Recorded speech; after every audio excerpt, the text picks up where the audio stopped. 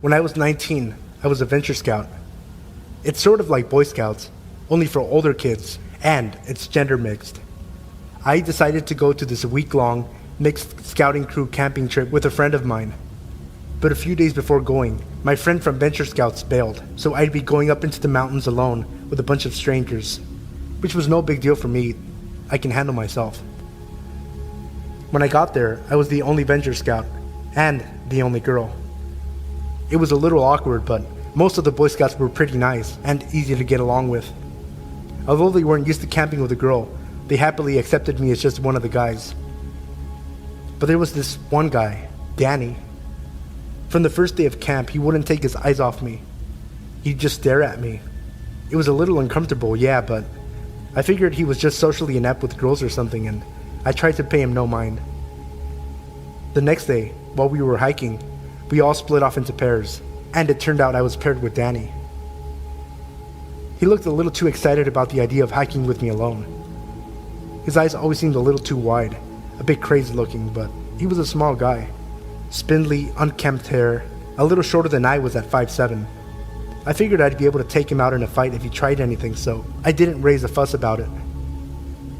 Before settling out to the hike, he kept asking me if I needed help putting on my sunscreen. Even though I kept declining, he kept pushing the question and tried to put sunscreen on me until one of the guys told him to cut it out. While we were hiking together, he kept probing me. "How old are you?" he'd ask. 19, almost 20, I'd reply. Don't lie. You must be 14 or something. You're so innocent. Young, innocent girls are always the cutest. He kept asking innocent enough questions, like where I lived, if I had siblings, what my favorite color was, but he then started asking me if I'd ever heard of BDSM. I was taken aback by this and was more than a little uncomfortable, so I'd pretend to not know what he was talking about, all the while trying to give as many cues as possible for him to drop the subject. But he then started going on about what BDSM was, about tying girls up, about hitting them and burning them. At this point, I was freaking out a little bit, but keeping my cool. I didn't want to show him my distress, any chinks in my armor, because I knew he'd probably get off on making me squirm. The only thought I had was, what the fuck? Seriously, what the fuck? Then, he started complimenting my skin. "You don't see a lot of girls with pale skin. Do you use moisturizer?" he'd ask, attempting to touch my hand, but I kept my arms close to me, held fast to my backpack. I was incredibly tense, and every muscle in my body was screaming. I sorely regretted wearing a tank top, as I could feel his eyes on me. He started telling me how pale skin is beautiful, since you can see the rope burns and the bruises better. The way he said it sent chills down my spine, and the anxious knots forming in my stomach grew tighter. He asked if I was a virgin. Then he asked me if I fantasized about rape, and if I'd like to try out rape play.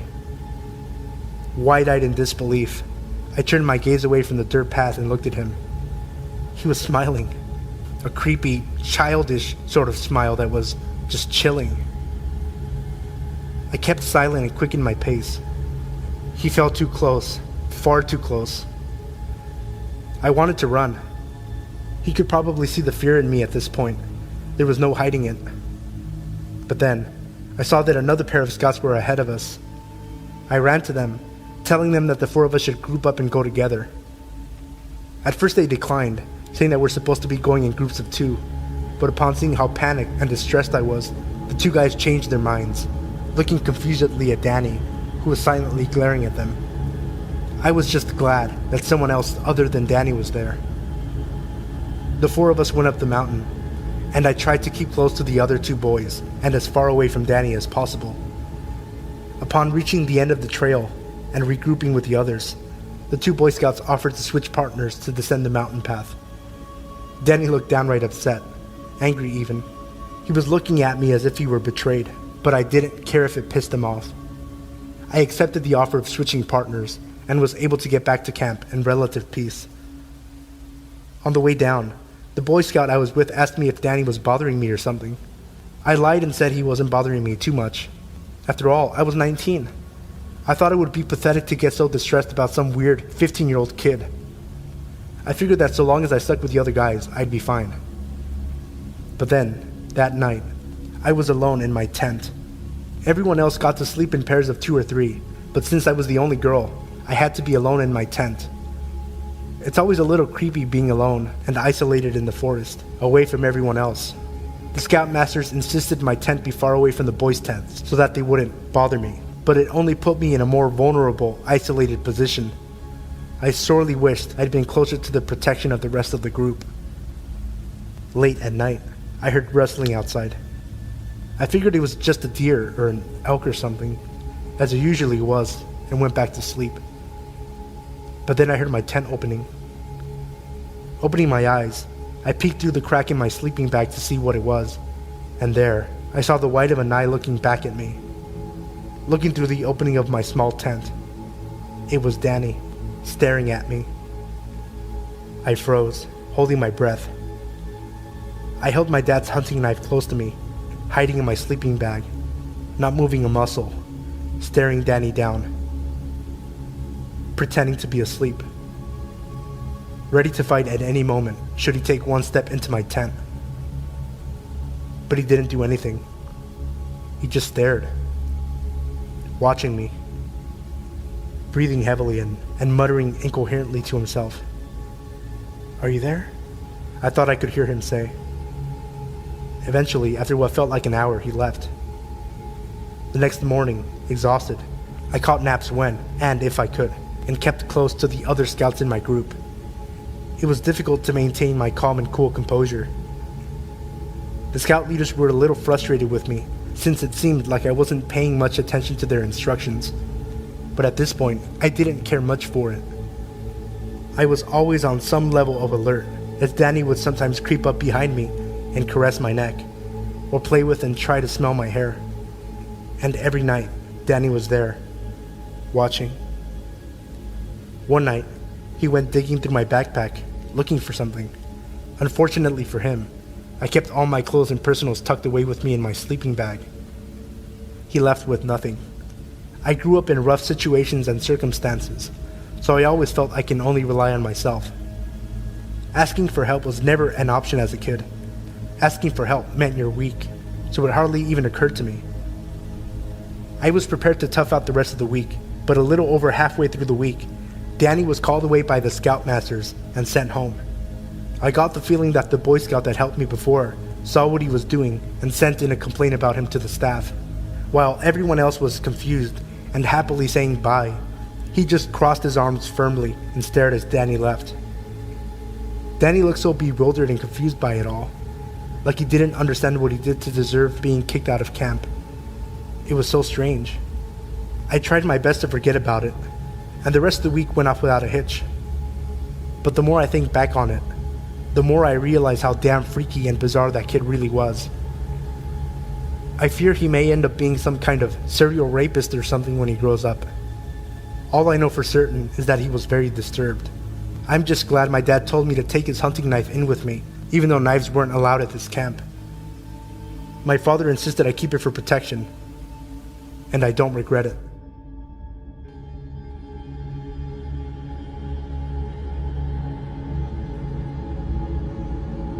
This happened to me a few months ago. I was at the store with my mom. She had to return some things. I can't remember what or why. I was a few feet away from her, looking at the books they had on clearance. A man, who could not have been much older than 50, also began looking at the books on the shelf next to me. Ironically, I'm a really paranoid person, but I didn't worry too much because my mom, and about 20 other people, were only a few feet away from me. I picked up one of the books. I think it was The Maze Runner, but I'm not too sure. And the man proceeded to pluck the book out of my hand. Then he asked me, "Are you buying this for college? Do you go to the university in town?" I told him no, and tried not to look at him. I figured he'd get bored and walk away, but he didn't. Every book I picked up, he picked up. I even tried to walk to the other side of the shelves, but he followed me. I dropped all my books and walked over to the customer service station where my mom was. I told her about him. but she told me to knock it off, that I was just being paranoid. I finally let it go when I saw him walk off toward the clothing sections. While we waited, my mom asked if I could go grab a bottle of aspirin. By now, I figured the guy must have left and went over to the medicine aisle. I walked over to the little 20 items or less register. There was a woman in front of me. Someone had walked up behind me, but I was just trying to focus on buying the aspirin and going back to the service station with my mom. The person behind me began to whistle, so I turned around, and it was the guy from the book aisle. I tried to keep my cool, but my body began to shake, and I broke out into a cold sweat. I kept looking back at him, and he kept smiling at me. The woman in front of me seemed more nervous than I was. She kept looking at him, and then to me. She was finally done checking out, and I started to scoot closer to the register. He also scooted closer, to the point he was almost completely pressed into me. I urged the cashier to hurry and just scan the bottle of aspirin. I snatched my change from her, grabbed my bag, and ran toward the customer service station. My mom was sitting on the bench, waiting for me, and I started crying my eyes out the moment I walked up to her. When I told her what happened, she became angry this time, and started walking towards the register I was at. But he had already left. In a hurry, the cashier told her. For a month, I refused to go into the store. I would opt to stay at home in fear that he would be there. Dear creepy man at the store, let's not meet again.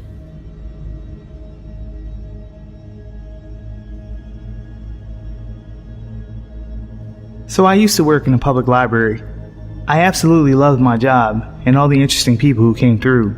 As with any job in public though, you do occasionally get some creeps. One night I was working a close with one other coworker, and this older gentleman comes in.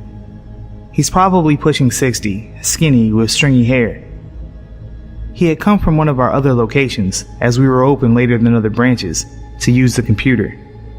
I set him up on one, and within minutes he was at the desk, asking to exchange the headphones he'd purchased earlier that day.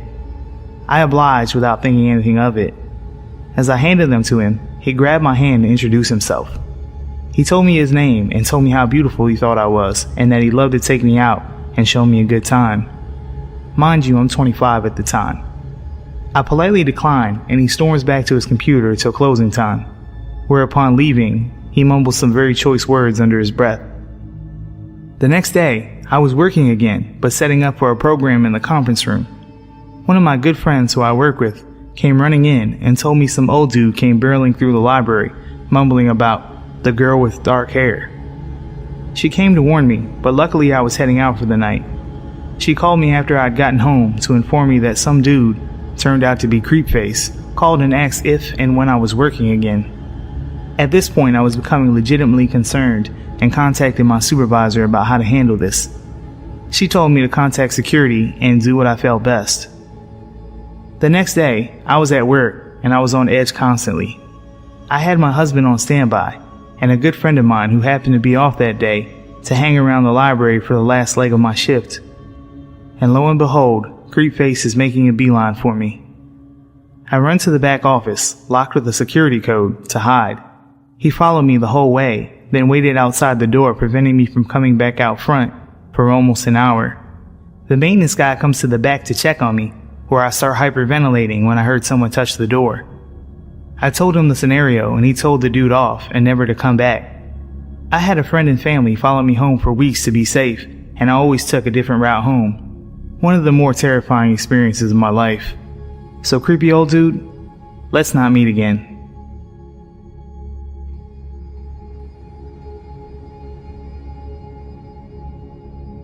In 2008, I worked at a retail clothing store with my girlfriend Chelsea. We were both 18 years old, and we tried to work as many shifts together as possible to maximize our time together because she was still in school. My grandfather had recently purchased a Dodge Sprinter van for his business, and my car was being serviced overnight, so I got to drive the van. Chelsea and I loved the nights that we got to take the van, because it usually had back seats installed, and the tinted windows meant that we could have some privacy, which is great for teens who still live at home. That night, we only had one row of seats in the back, and it was the row just behind the driver and passenger.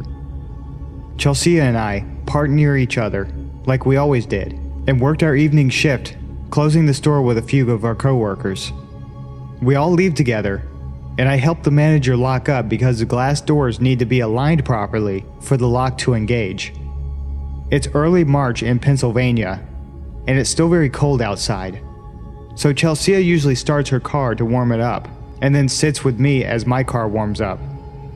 When I get to the vehicles, her car is idling because she is already in the van. I don't even realize that I still have my keys and I never unlock the doors. She sits with me chatting for a while. She sits on my lap and we kiss in the front seats, and we decide it's too late and too cold to have a little fun in the back. Every night, we drive home separately from work while talking on the phone. She usually gets home first, and I stay on the line while she walks up her long driveway in the dark. That night, I made it home first for some reason, and I knew I had a lot of stuff to carry in, so when I'm close to home, I tell her I'll call her in a little bit. She asked me to stay on the line because she's almost home, and she doesn't like walking past the dark bushes next to her driveway. I stay on the phone and fumble with all of my things that I'm carrying out of the van. I know I locked and armed the van because I was using a key fob to lock the vehicle. I dropped a few things while struggling to keep the phone to my ear. The motion lights have illuminated the whole area, so I'm able to see everything that I dropped. We both make it inside safely, and then we also decide not to stay on the phone because she had school in the morning. I began to doze off immediately in my bedroom. I lived with my grandparents who built a house to accommodate my grandfather's aging parents suffering from Alzheimer's, my great-grandparents, so they didn't have to go in a home. The driveway runs parallel to a daylight basement that has 2 garage doors, an entrance door, and the French doors to my bedroom. I'm falling asleep as all of the motion lights finally turn off, and now my room is completely dark. It wasn't 20 minutes later when I'm jarred awake by the alarm sirens of the van. All the motion lights are on, and the flashing lights of the van alarm are filling my room. I left the key fob upstairs in the main part of the house, so I ran upstairs to silence the alarm. In the kitchen, as I'm grabbing the fob, my grandfather in his boxers, my great-grandmother in her nightgown, and I in my boxer briefs all meet in the dark. My grandfather grunts as he sees me grabbing the key fob, but what my granny said sent shivers down my spine. "What in the Sam Hill are you doing running outside at this time of night, darling?" I wasn't outside. I explained that I was sleeping, and she insisted that I was outside making the van alarm. My great-grandparents' bedrooms sits above the garage doors looking down and over the driveway and the van. I'm assuming she's confused. She has Alzheimer's after all. The goosebumps from her exclamation prompted me to grab a knife from the butcher's block, and my grandfather followed with a baseball bat. We both walk outside wearily, in our boxers, in the cold, but highly illuminated and loud dead of night. The van is still going crazy. The interior lights are all flashing, and I remember that specifically because I'd never seen a car alarm do that. We silence the alarm and start looking around. My grandfather says he thinks a deer may have ran out of the woods in the dark and hit the van. I don't say anything as we investigate. When I reach the back of the van, I notice the door is wide open. That explains the alarm. The van has a feature that if the vehicle alarm is armed and the door is open somehow from the inside or outside, it alarms. But how? I locked it and armed it, hence the blaring alarm, but that's when I realized the door was open from the inside. My blood ran cold. The door is open, so the inside lights are still on. I see the empty space behind the row of seats, and there are wadded up napkins and a chip bag. They weren't ours. Someone was in the van with me the entire time. I must have left the van unlocked by mistake when I went into work, and that's how Chelsea was able to get into the van without keys at the end of the night. Was it a homeless person escaping the cold, or someone with more sinister intent? What if I hadn't gotten off the phone like I wanted to? If they had ill intent, the fact that I was on my phone might have saved my life, because Chelsea would have raised hell if she had heard me being attacked. I get chills every time I think about it. We didn't call the police because my grandfather was skeptical of my conclusion, but my gut tells me that I didn't drive home alone that night. Person in the back of my van, let's not meet.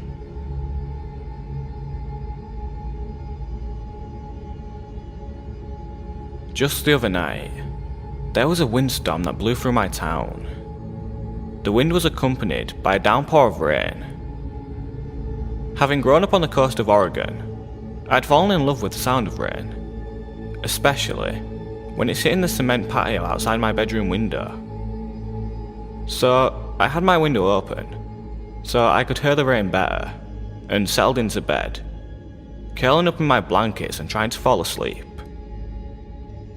Not long after settling in, I heard what sounded like nails, or claws, scratching at the cement.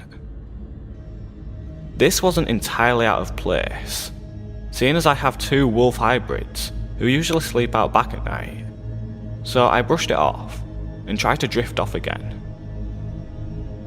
Not much later, I hear it again.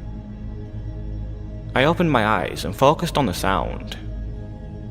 The more I listened, the more it became obvious that this wasn't Kova or Anya.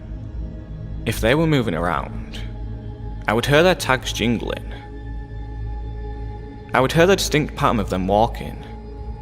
But this was as if someone was taking their nails and scratching at the cement. Being too lazy to get up and put pants on to check if the dogs were inside, I texted my stepdad and asked if he'd let the girls out or not. He told me no, that since the wind was blowing so hard and there was so much rain, he brought them inside about an hour ago.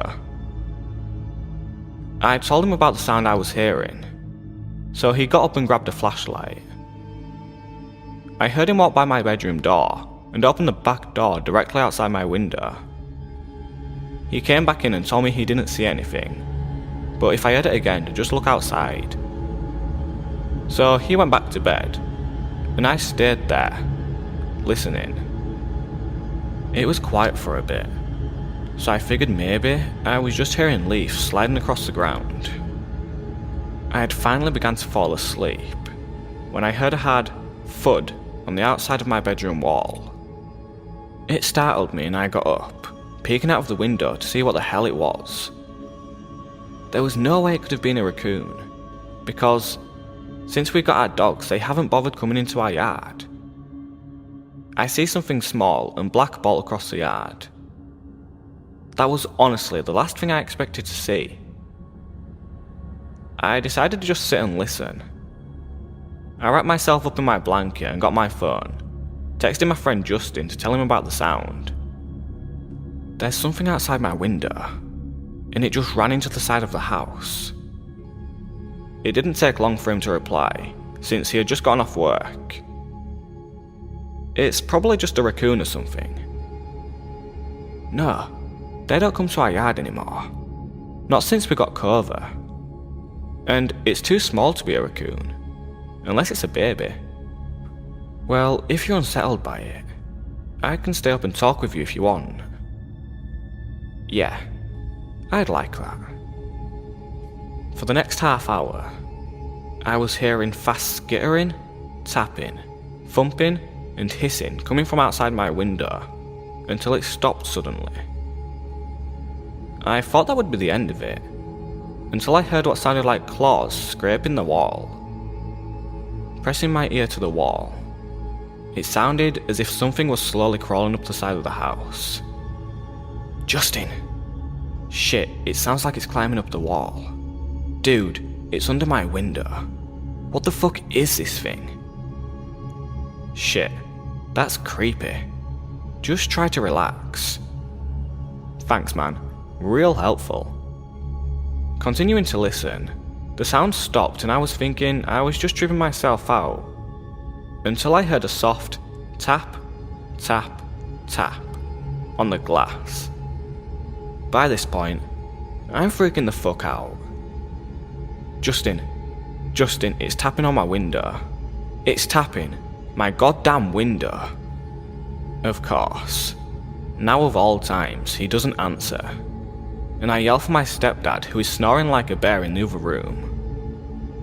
But almost as soon as I yell for him, my 2 dogs come bolting into my room, barking and growling. As soon as the dogs came in barking, I heard whatever it is hiss and scrape down my wall, before I heard the grass in the yard being disturbed.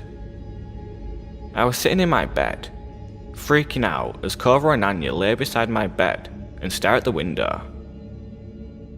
After a few minutes, I get a text from Justin. Shit, my roommates needed help with something.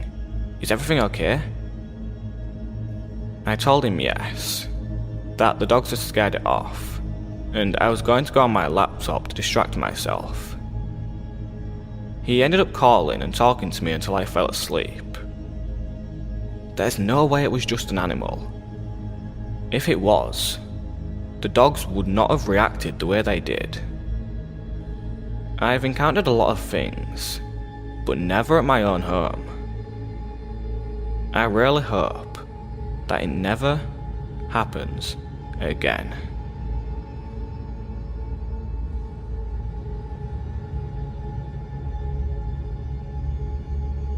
When I was a sophomore in college, I lived in a small but beautiful historic studio apartment in a small East Coast city that had somewhat of a reputation for crime/danger. However, the neighborhood I lived in was usually considered one of the good neighborhoods. It was close to the city's university and was mostly students living there, especially on the street my building was on.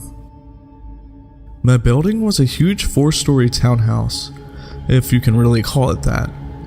It was really a mansion as a whole, built in 1895. The architecture was really awesome, built-in bookshelves and huge mahogany pocket doors that slid into the walls.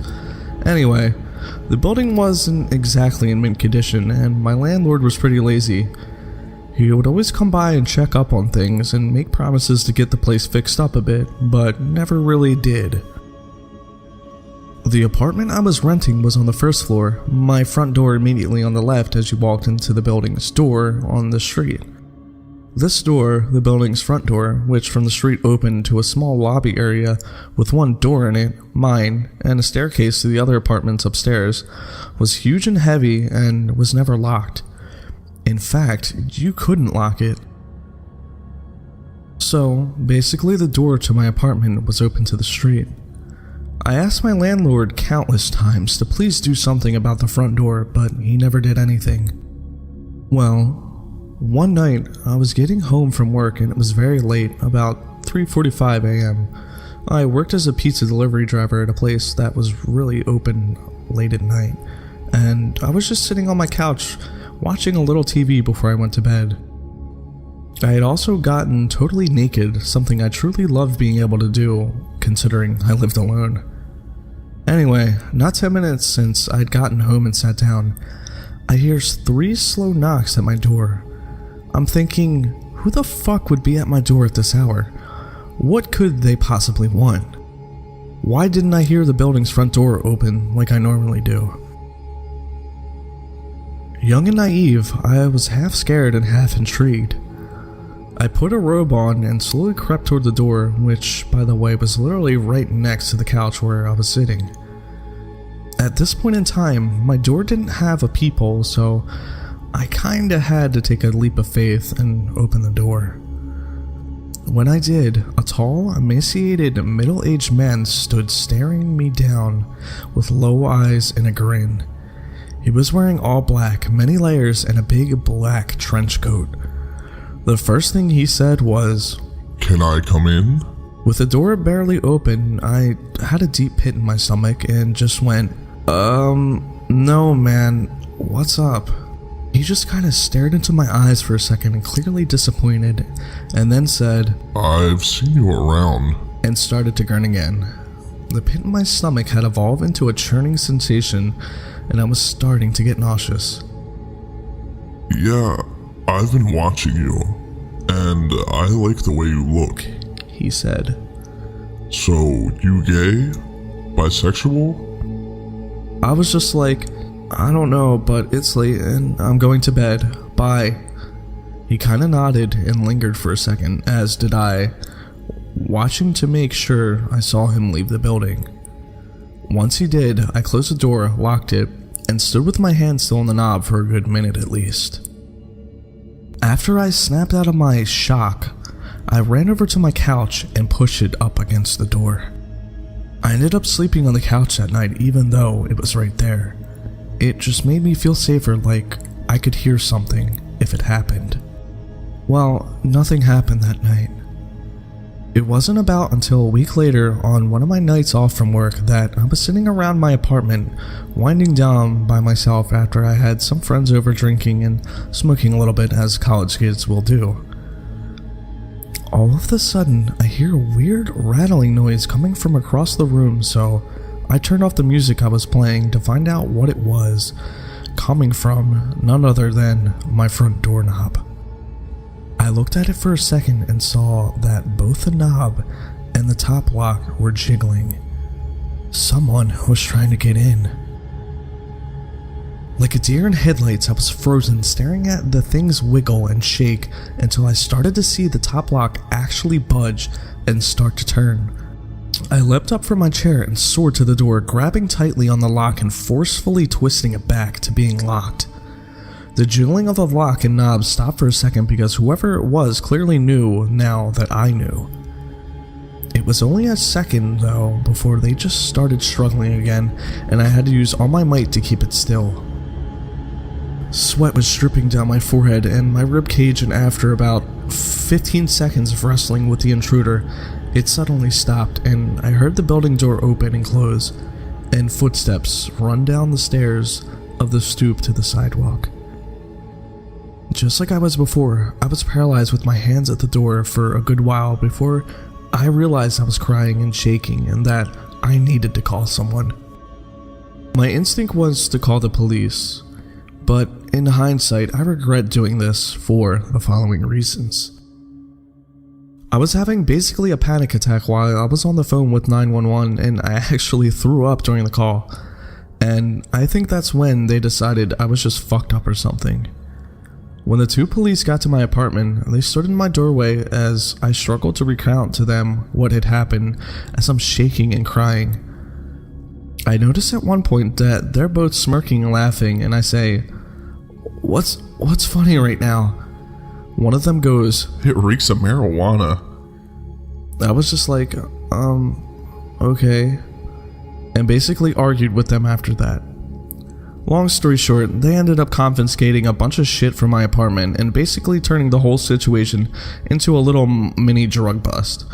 Although they said they weren't going to charge me with anything, just take my shit. Nothing about this attempted break-in besides keep your door locked. I hate to make this story so long, so I'll try to keep the last part short. Basically, this same scenario happened one more time about 2 weeks from the last time.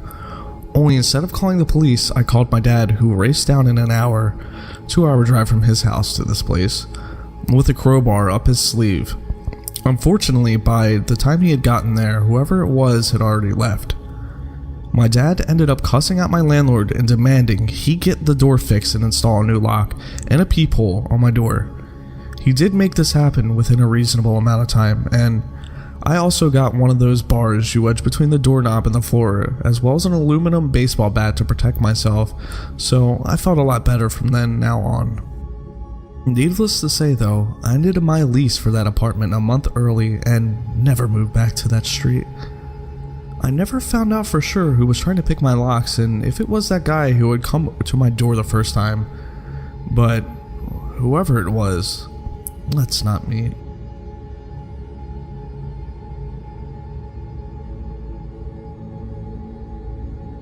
Around March of 2014, I started talking to this girl on Tinder. She seemed cool and fun, and after about a week of talking, she suggested that we meet up in person. She invited me to this cafe shop. I accepted. However, the day of, she started messaging me saying she had to tell me something. Her pictures on her Tinder weren't actually of her, and yes, she was a guy. He claimed he really liked talking to me though, and begged me to still meet up with him. Naturally, I declined. I blocked his profile and continued on with my life. About a week later, I started talking to another girl. Once again, she seemed cool and fun, and we hit it off. She asked me if I spoke to people on Tinder frequently, and rather stupidly, I told her about my previous encounter with the man lady. She asked me if I wanted to meet up. I said sure, as long as it was in a public place. We decided on a cafe. The next day, I sat at a table waiting. 5, 10, 15 minutes had passed, and she was nowhere to be found. I then peered out the window and saw from across the street a man staring at me intently. I looked away, waited a few seconds, and looked back. He was still standing there staring. At that point, I left the cafe, got on my bike. I always bike everywhere I go, and booked it home. I was definitely a little freaked out, but tried to pull myself together, and reasoned that no one could have followed me. I then deleted my Tinder profile, and things were normal for a few weeks. About 3 weeks later, I started getting phone calls. The numbers all showed up unknown. I picked up the first few times to some guy breathing heavily into the phone. I was already a little freaked out. After about a day, I stopped picking up any calls unless it displayed the caller's name. I then started receiving texts. At first they were pretty harmless, calls for attention and begging me to meet up in person. It then changed to very sexual texts until eventually the messages became threatening, and whoever was messaging me started throwing out my family and friends' names and whereabouts, saying he/she would get them involved unless I answered. Because they were texting me, I could see the displayed number. But when I called phone providers, they told me the number couldn't be traced. It was probably a track phone.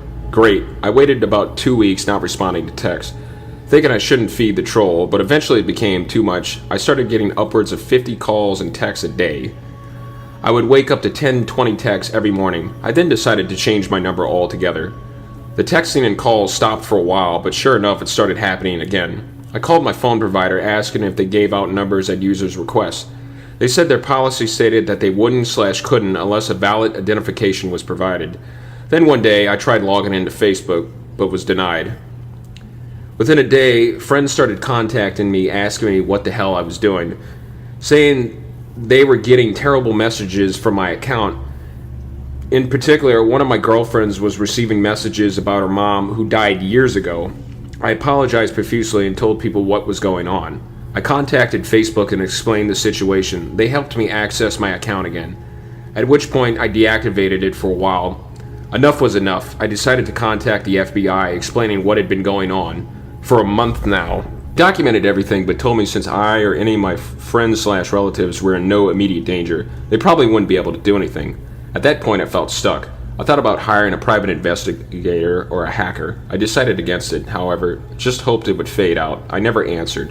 I left my Facebook deactivated, ignored any text/phone calls. I never had any trouble at home. Some of my closest friends would receive an occasional text as well, which weirded us all out. I hated that they got dragged into it. One day I came home and things felt very eerie. Door unlocked, windows open, no one home. A strong breeze running through the apartment. I did a check of the place and found nothing else weird, so I locked everything up and just waited for my roommates to get home. Been almost 7 months now. The text/calls have more or less stopped. I get an occasional text, but at most every 2 weeks. At the peak of it, I was receiving almost 100 texts a day. It definitely affected my social/personal life. I became more weary of people around me and my surroundings. I just felt like I couldn't really focus on anything until this stopped. Work was very difficult though. I tried to maintain my composure as best as I could. Everything was just weird. Life was weird. I've since stopped using all forms of dating apps/websites. Things are getting back to normal. At this point, I just wanted to put all this behind me. I'm moving at the end of this year, so it'll be nice to have a fresh start in a new place. I'm not going to sit here and say all dating apps are dangerous and no one should ever use them, but definitely cover your bases. Ask more questions before meeting someone. FaceTime them first, Skype, anything. I was naive about it, and I regret it. Be safe, stick close to your friends, and try meeting people in more traditional ways. Weird Tinder stalker, let's not meet.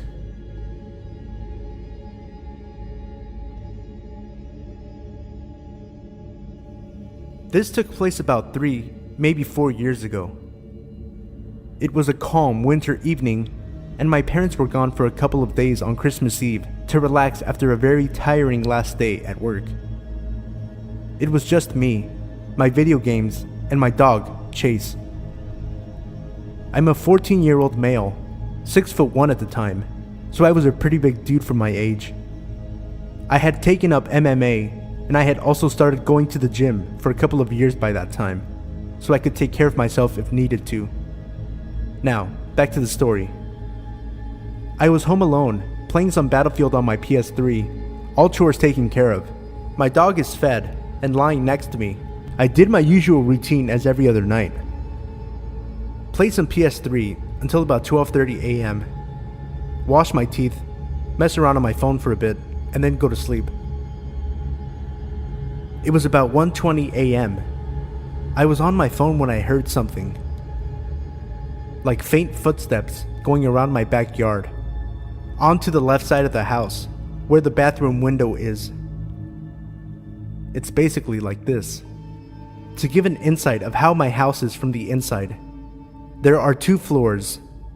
The first is where the kitchen, living room, and bathroom are. There's a staircase to the left of the bathroom door, which goes upstairs to the bedroom.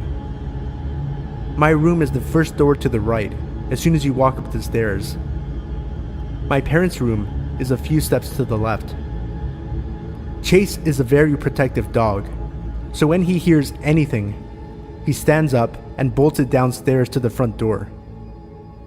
Only now, he just stood up and went to the start of the staircase, just staring down onto the bathroom door. As soon as I exited my bedroom to check out what was going on, I heard what sounded like the bathroom window shuffling. I froze. Slowly, I made my way into my bedroom, calling Chase behind me with a hand gesture. I turned off the lights in my room, as they were the only ones on in the house, and I made my way to the staircase again. I don't know why I did that. Dumb move, I know, but I did. So yeah.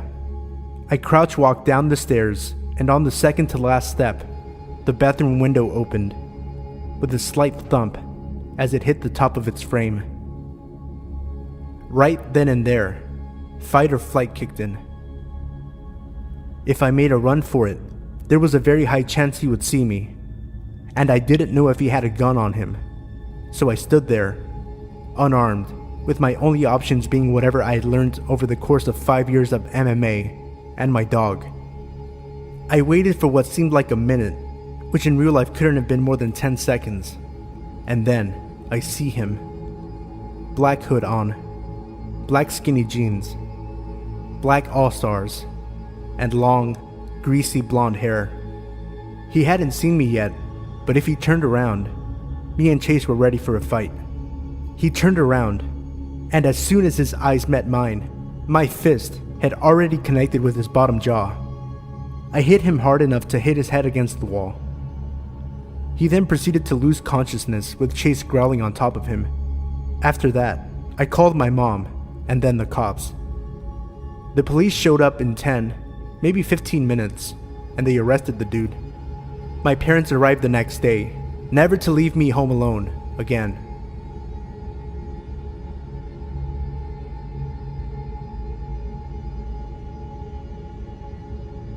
A couple of years ago, I was working front desk at a hotel in a small town off the interstate in Pennsylvania. I'm not sure how other hotels do it, but unless it was a busy summer, front desk agents worked alone on every shift. Since it was second shift, that meant that all the housekeepers had left hours ago. My manager was gone for the day, the maintenance man was gone, and I was the only person in this 3-story hotel, with the exception of about 4 rooms that were being rented. Since it was about 7 at night, I'm pretty sure all but one of the guests were out to dinner.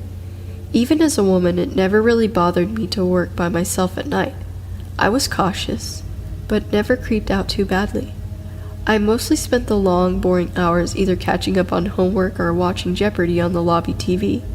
but I'm not sure what I was doing when he walked in. The sun had already set, but it was still light out. He came through the front doors and walked over to the desk. I couldn't see his car anywhere, which was odd since usually check-ins parked under the overhang to unload luggage. I didn't think much of it and asked him how he was doing.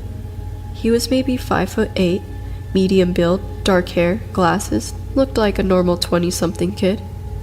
He said he wanted to know if I could help him, and proceeded to go into a very heartfelt story about how he had been to other hotels off this exit, and they all turned him down.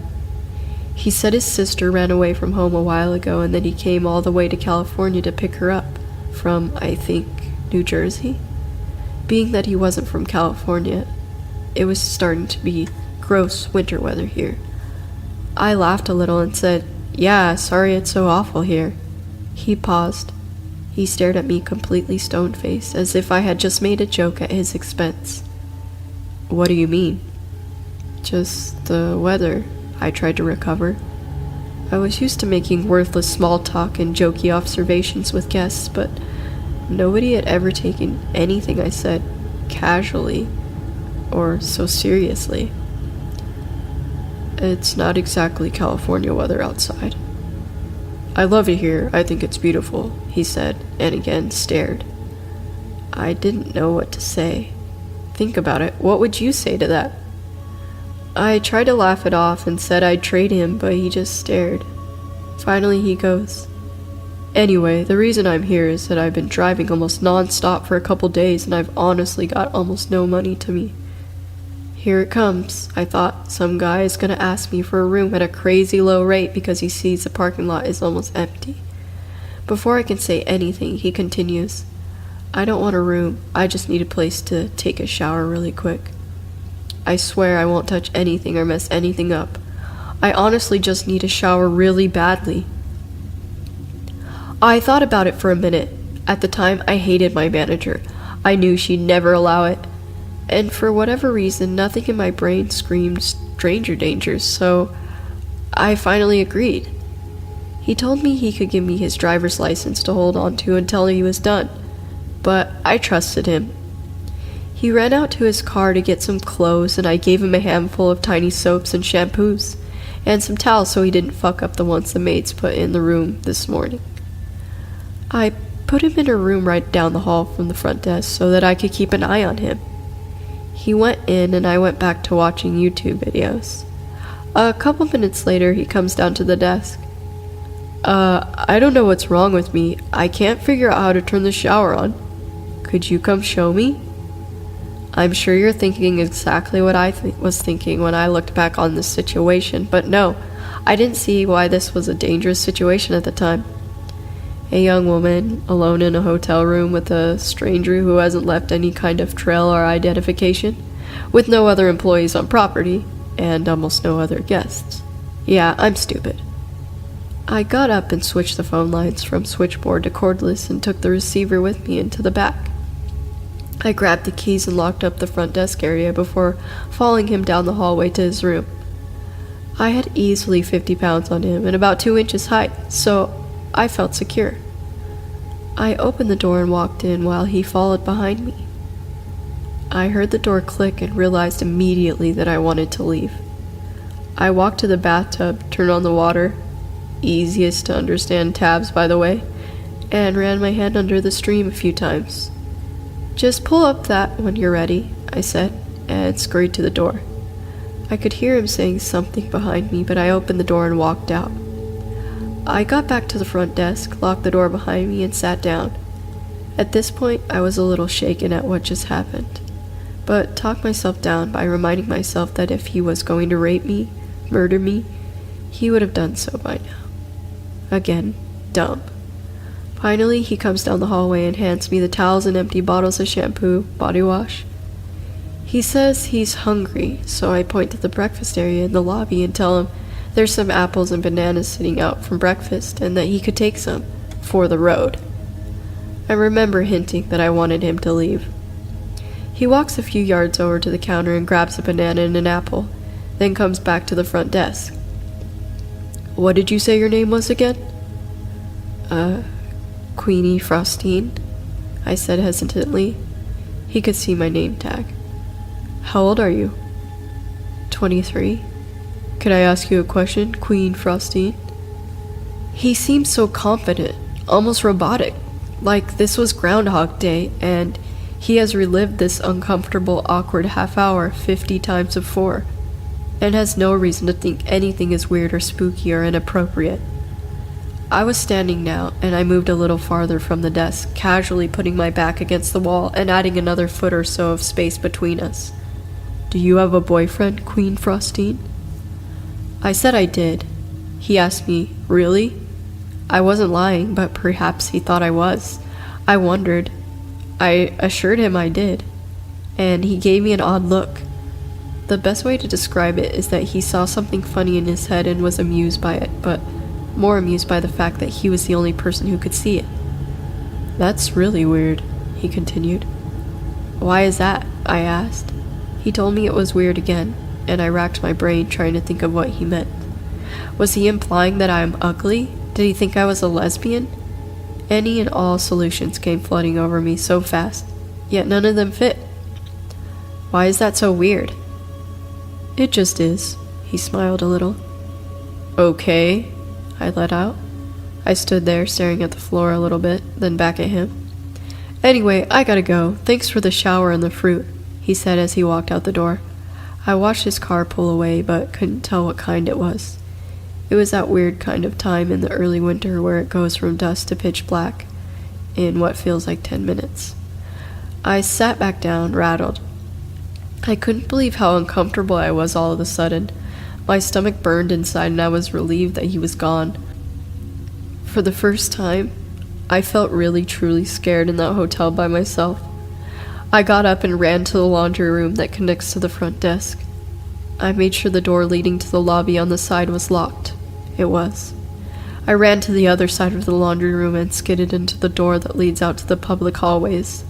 I checked to make sure that it was locked. It wasn't. I usually didn't lock it on the off chance that I'd go to the bathroom and forget my keys some night. I slammed it shut and latched it. The phone rang. I walked over to pick up the cordless that I'd laid next to the switchboard. Thank you for calling. This is all the further I got. Hey, Queen Frostine. I paused for a second, shocked that someone messed up my spiel. It definitely wasn't my boyfriend's voice, nor was it maintenance man. It's Adam. I was just there. I could literally feel my heart sink. I looked at the door but couldn't see him there. The darkness on the outside unsettled me. I sneaked behind the door to the front desk and into the laundry room. I didn't know if he was outside watching me, but I didn't want to be seen. I mumbled and, "Oh, hey," trying to be casual and failing. He continued, "Hey, I just wanted to let you know why I said it was weird that you had a boyfriend." I peeked out again to see if it was him at the door yet, but nobody was there. I think it's weird that you have a boyfriend, but you still let a guy come in and shower.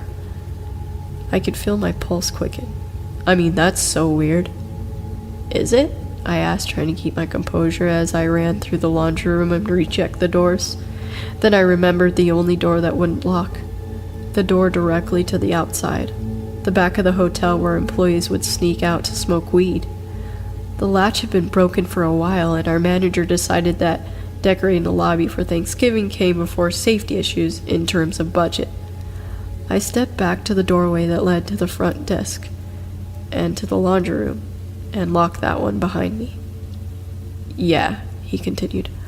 I mean, you have a boyfriend and you still let me come in and shower. I don't know. Don't you think that's weird? No, I said, trying to end the conversation in a short tone. That's all I wanted to say. Anyway, I'll see you soon, Queen Frostine, he finished almost threateningly. I hung up the phone. I called my sister and told her to send her husband over, but she insisted on calling the police. I made her promise not to, as I didn't want to lose my job. I called the maintenance man, since I knew he lived right up the road, and told him to hurry over. I called my boyfriend and told him to please come. I wanted my bases covered so that someone would show up within 10 or 15 minutes. I never heard from him again, and we all kept it a secret from my manager to keep me from getting fired. I hadn't thought about this for a while, but looking back at it, it's entirely creepy to me. So, yeah, Adam, let's not meet again.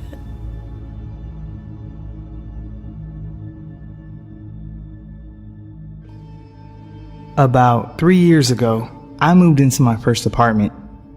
I lived alone on the first floor of a 3-story shotgun house built in the mid-1800s.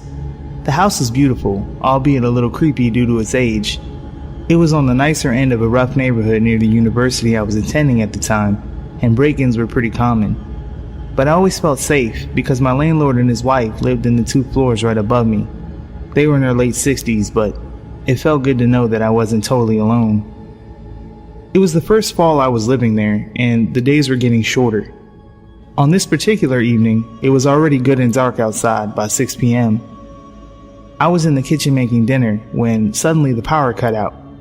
I was a little startled, but luckily the flame from the gas range was still going, so I could see well enough to grab my phone to use as a flashlight. Aside from the flame flickering under the pot of soup, the house was pitch dark. I double-checked the light switch in the kitchen, but got nothing. The only thought that occurred to me was that it was a strange time for the power to go out. It wasn't storming, and it wasn't particularly hot outside or anything. I used the light from my phone to navigate from the kitchen towards the front of the house. I peeked out the blinds in the living room, but couldn't see from that vantage point whether any of the other houses had lights on. I decided it would be a good time to call the landlord, because I sure as hell wasn't going down to our creepy stone basement to mess with the 100-year-old fuse box. I knew they were home since I kept hearing them go up and down the stairs earlier, so I rang them up. Being older folks, they only had a house phone, and when I called it, it was disconnected. Of course, it was connected to the power. Still standing there in the pitch darkness, I wasn't quite sure what to do. I remembered the burner I left on and was heading back toward the kitchen when I heard their front door slam shut and heavy footsteps in the entryway that separated our apartments. Then I heard 2 men's muffled voices. You know that primal fear people talk about when something bad is about to happen to them? I felt it. Every hair on my body stood up. In half an instant, my heart was in my throat. I stood paralyzed in the doorway to the kitchen. Luckily, I snapped myself out of it and grabbed the closest weapon I could find, a bright pink chef's knife on the kitchen counter. I'm a small woman, and certainly not strong. I had my doubts about whether I could fend off 1 intruder, but 2? I crept as quietly as possible back toward the front door, clutching the knife in one hand and my phone in the other. I stood a couple feet from the door, and the men were still out in the entryway talking. Their voices were rough sounding, and definitely not from the area. Well, do what you gotta do. I'll be waiting in the van, said one. With that, I heard the front door open and close. At this point, my heart was beating out of my chest, and I felt like I was going to be sick. Were they just breaking in, or did they intend to hurt me? Had they already hurt the landlord and his wife? Shit. I made my way over to the blinds and peeked out the window again. Sure enough, I saw a man in dark clothes hop into a white van parked across the street, just to the left. I live at the end of a dead-end street, where you can only park facing one direction, and the van was facing the wrong way, ready to head up the street. I tried to collect myself. There was nowhere to hide, really. Perhaps I stood a chance that this guy wasn't expecting me to be ready when he came in. Unfortunately, my cat hates strangers, and she was now going crazy, tearing back and forth through the house at full speed while meowing. In my head, I silently cursed her for giving our position away and probably killing us. Then suddenly, I heard the landlord's apartment door open and close again, and the man went back upstairs. A million thoughts raced through my head. My car was parked just up the street. If I sprinted, I could make it and drive somewhere safe. I don't know why I didn't just call the police. I think I was afraid the men would hear my voice and know where I was. In any case, I had my hand on the doorknob, psyching myself up to run. I couldn't hear the man moving around anymore, which probably meant he was on the 3rd floor. His buddy was still waiting in the van, lights off. I peeked one last time to make sure no one was waiting near the front stoop before I ripped the door open and ran full tilt out the front door and up the sidewalk about 100 feet to my car. I hopped in and locked the doors when suddenly my phone started vibrating in my hand. It startled me so badly, I almost chucked it across the car. I didn't recognize the number, but I picked up. "Hello?" I managed to choke out.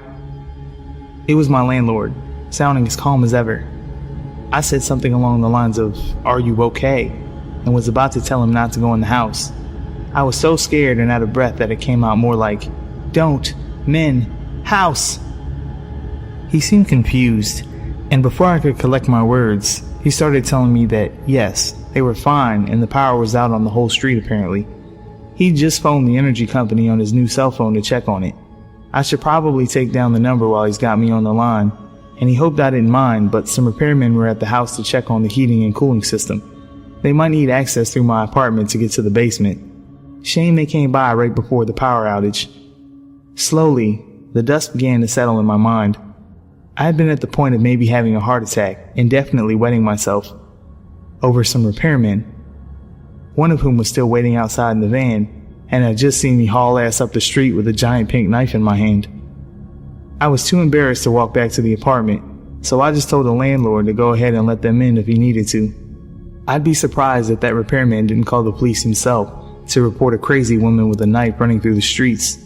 On the bright side, I learned I can run quite fast if I need to.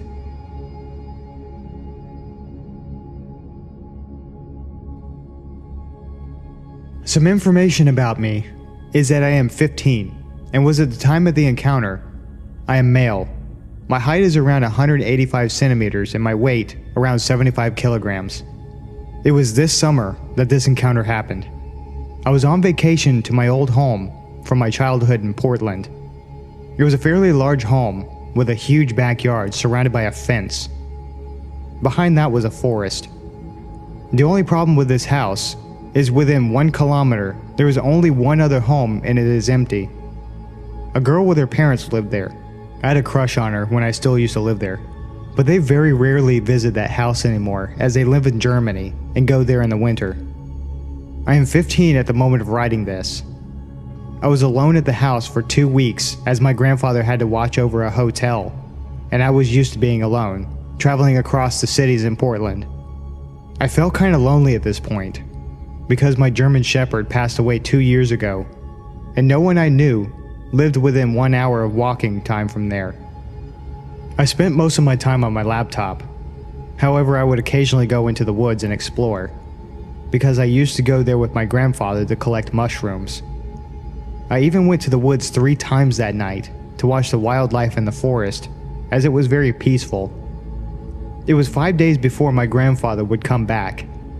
It was 1 a.m., and I was watching television downstairs when I felt like I was hearing something that wasn't in the television. However, every time I turned the volume down, I could hear nothing, so I just thought I was imagining things, as I often thought someone called my name when I wore a headset.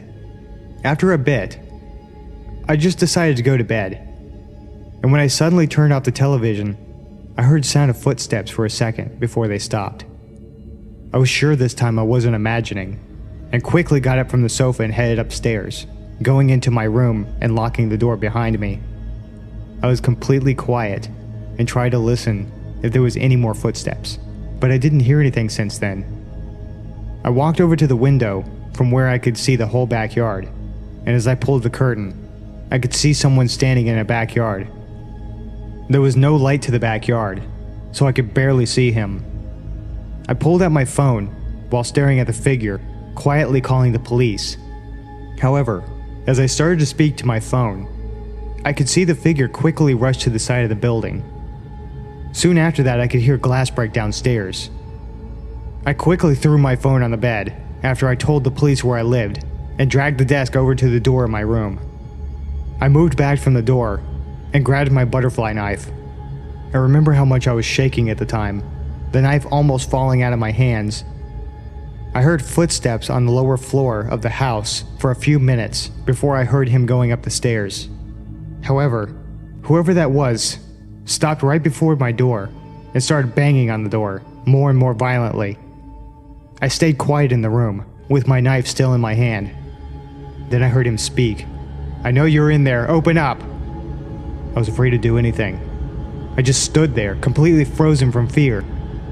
After a bit, I heard the sirens of police and heard the man rush down the stairs and through my backyard, climbing over the fence and disappearing into the woods. I told the police about the whole incident and noticed that the broken window was the only thing destroyed in the house. There was nothing missing from the house. Nothing was even touched except for the window. The police have not found that man that came into my house, and I left Portland early, and I don't think I want to visit that house again.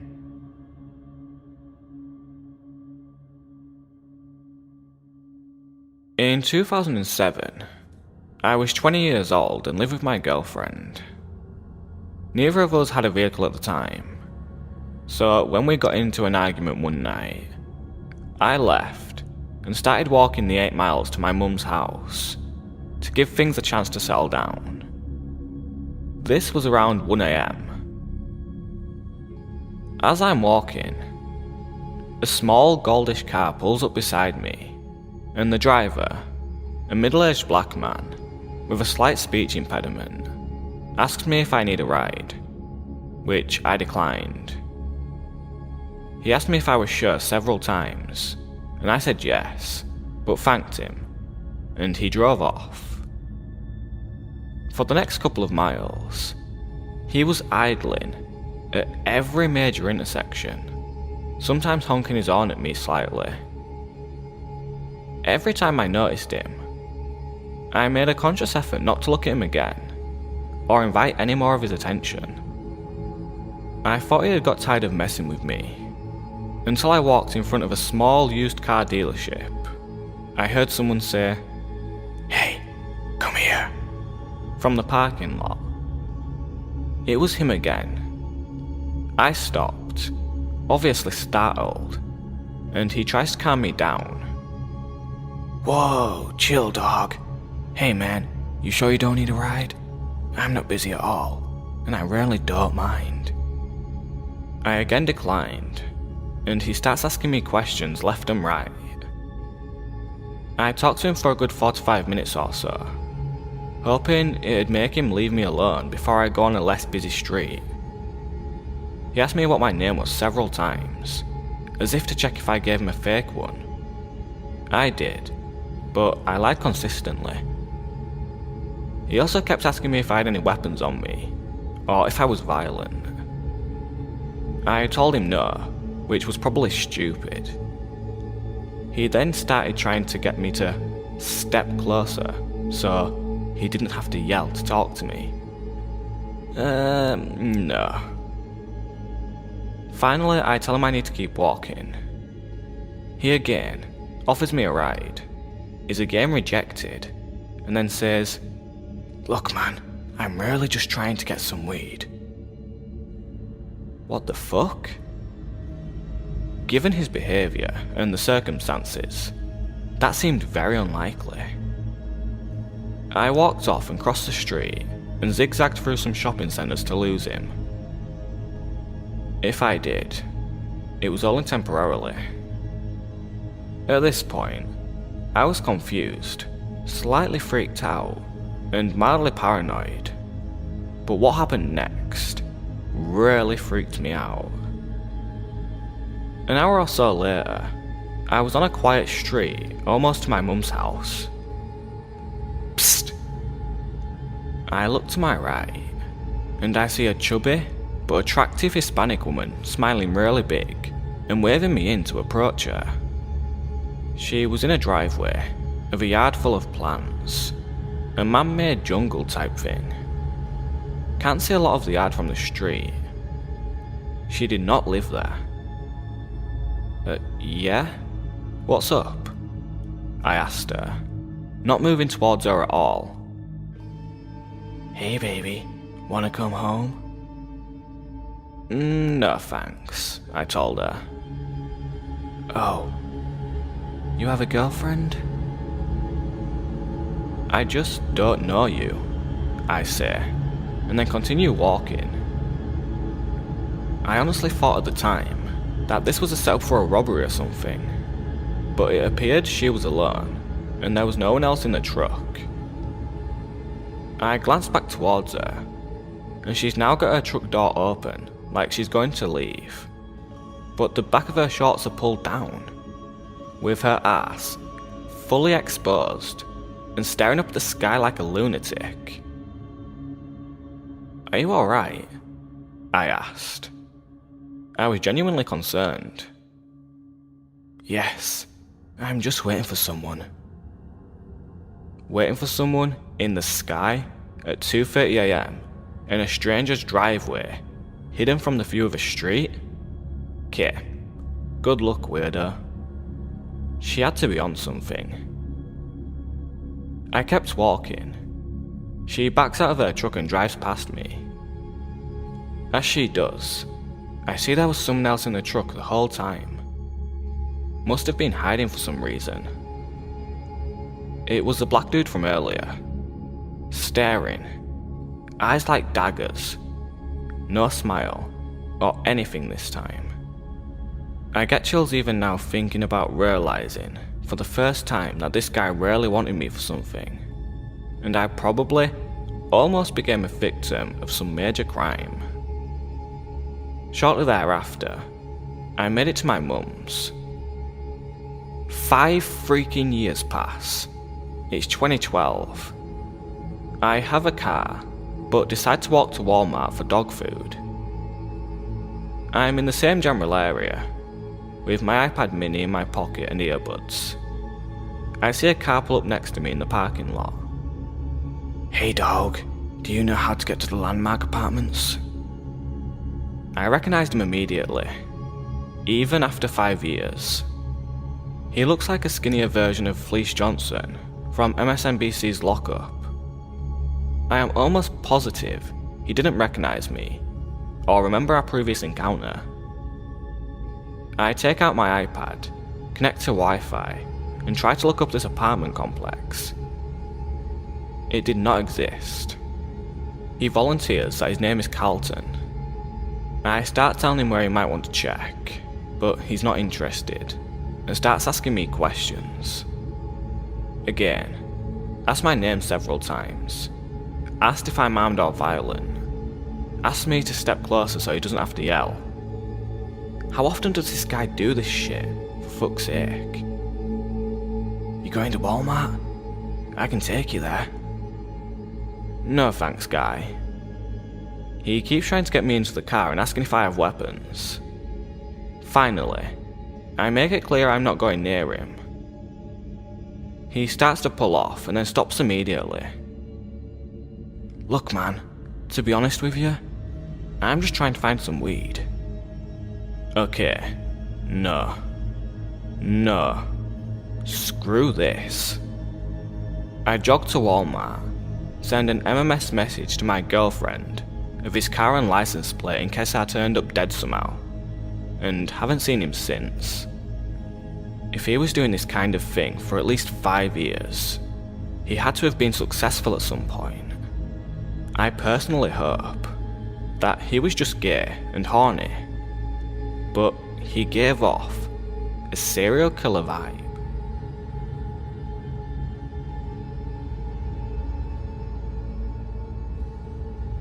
So, I'll start off by saying that this story is pretty long and is gonna make my friend and I sound like complete fucking idiots.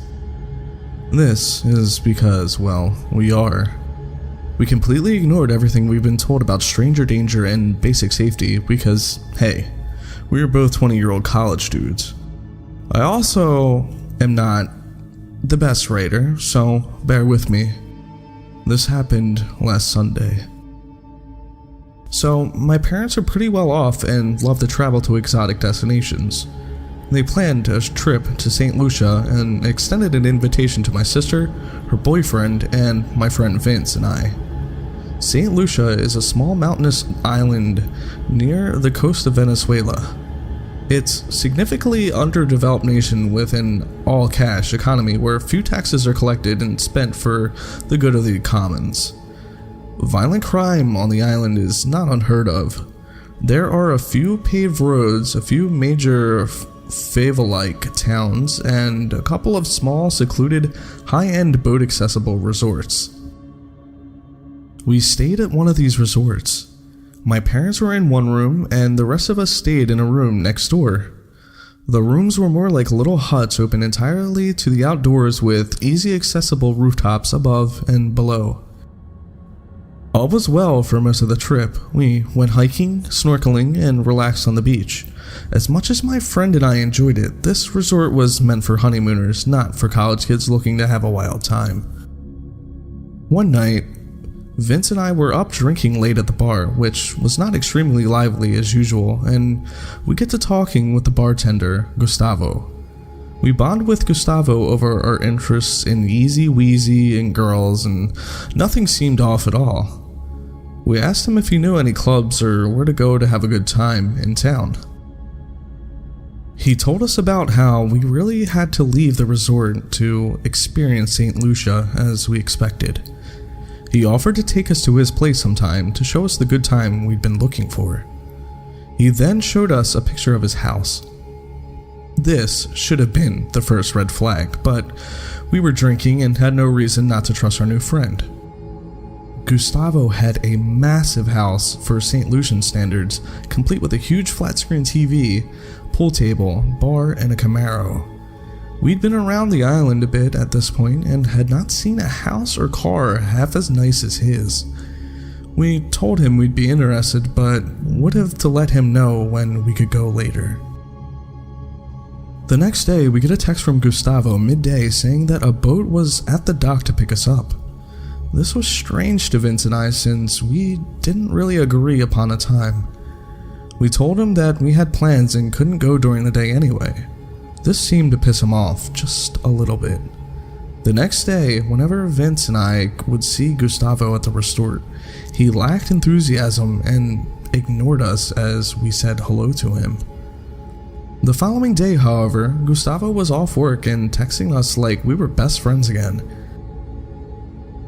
He asked us if we could come to his place and told us he was making pizza, had girls lined up, and some of that good. Knowing that my parents would never let me do something so risky, we told him that we would go out after 10 because my parents were most likely going to be asleep at that point. He agreed, but was kind of annoyed and made it sound like we owed him and better not bail again. On a side note, I've never done coke, but my friend Vince has. I was slightly worried, but I figured I'd just say no, like Dare taught me or whatever, and still could have a good time. Besides, we couldn't really bail on him twice. As 10 o'clock rolled around, my parents had gone to sleep, my sister and her boyfriend had gone elsewhere, and Vincent and I had finished up pre-gaming at the bar near the dock until it closed for the night. It started getting very dark, and soon Vincent and I were about the only ones down at the dimly lit beach area. This is when things really started to get sketchy. Around 10:15, we get a call from Gustavo saying something along the lines of, "The plans have changed. The boat taxi is no longer being arranged through the resort. My guy is coming to pick you guys up. The fare is going to be a little more expensive now, around $100 plus tip. He's nice, but he has a little temper, and he's in a hurry, so don't piss him off. Look for the green and yellow boat and just get in." The unfamiliar flat and low tone of his voice that he used sent chills down my spine, and suddenly we knew we were in serious trouble. We only had $140 on us together and immediately agreed that we would wait for the boat, give him the cash, and say we couldn't go anymore. A few minutes later, we got another call saying, "My guy is going to be a little late. He has some drop-offs to make, but if you're not gonna dock when he gets there, he will be knocking on room 17. Don't make him knock." Room 17 is the room my parents are staying in. Vincent is about to throw up at this point. Trying to calm down, I suggest that we hide our phones and wallets nearby just in case they try to mug us. There was nobody but us at the beach at this point. I could barely make out some small boats far out in the bay, but they hadn't moved in a while. We were standing on a small rock peninsula at the side of a cliff surrounded by black water with a single dim lamp overhead. We cannot run and we cannot hide. My parents and my sister and her boyfriend may be in serious danger if we do. 11:30 p.m., we get another call from Gustavo. There will be 3 boats coming. Just get in. This is now obviously fucked. We are fucked. We are so fucked. Why the fuck are there 3 boats? Vincent and I are pretty skinny guys. There's no way we could fight more than one person. It's the perfect kidnapping, I thought to myself. Vince and I are weak young adults who come from apparent well-off families, who didn't tell anyone where they were going or what they were doing. Gustavo knew all of these things and obviously had the resources and connections to pull abduction off, or worse. I spot what appears to be a security guard making rounds down the beach a ways and immediately walk as fast as I can to him with Vincent. I explained, without using Gustavo's name, that we were supposed to be picked up by 3 boats and we feel extremely uncomfortable after recent events and just want to pay the boat captain and leave. My hope was that if we did get kidnapped, at least one person would know where the fuck we went or what happened to us. He assured us that no boats come around this time of night and we shouldn't wait too much longer. We walk not 100 feet before we get the single most chilling text I've ever read. Did you just talk to the security? Vince and I both froze and stared at each other for a few seconds. We decided to reply and said we were just chatting with him and heading back and that we can't go anymore because it's too late. He quickly replied, "Don't worry, haha." We replied, "Seriously, don't send the boats, we're not going anymore." Once again, his response was, "Don't worry, haha," followed by another "Don't worry, haha," and that was the last we heard of him. I've seen this shit in the movies. Coke dealers don't usually treat rats very nicely. Maybe Gustavo knew that I didn't use his name, and maybe that's why we were able to get out of that mess. Was the security guard in on it, or were we being watched the whole time? I will never know. Not knowing what to do, Vincent and I started climbing the few hundred stairs up to the mountain, back to our room with purpose. It was dark now, with the only occasional dim lamp along the way. Every single sound, every single movement in the surrounding jungle scared the living shit out of us. I've never felt this afraid in my entire life. We get back to the room, lock the door, and I go out to the patio, silently watch the climbable roofs like a fucking hawk. Vincent swears that he saw hands on the edge of the roof, but they were gone when I pointed my phone's flashlight at them. For the next 2 hours, I sat there, head on a swivel, ready to fucking scream to wake up my family and fight for my life. While freaking the fuck out, I saw a meteor burn up in the clear night sky, which was easily the highlight of my night. So that was pretty cool, I guess. Eventually, we figured it was over and went to bed. Relieved to wake up in the morning without my throat slit, I relaxed a bit. Luckily, we were checking out of the hotel at 11, so we wouldn't have to run into Gustavo again. Before leaving the resort, Vincent and I wandered down to the beach to kill some time. That's when 2 large native men that didn't appear to work at the resort approached us. The larger one said, "Hey, are you the guys that were supposed to be on the boat last night? You know, Gustavo?" I replied, "No," trying my best to sound confused. "How much longer are you guys staying?" he asked. "We're leaving in an hour," I replied. He looked at me with an "I know you're lying to me" face, held out his fist, grinned and said with a low voice, "Safe trip home." I bumped his fist and walked away, trying to stay cool. It felt like everyone who worked at the resort was looking at us and whispering about us for the next hour. I just wanted to get the fuck out. I didn't feel safe until we made it to the hour drive to the airport and got through security. Gustavo and your friends? Let's not meet again.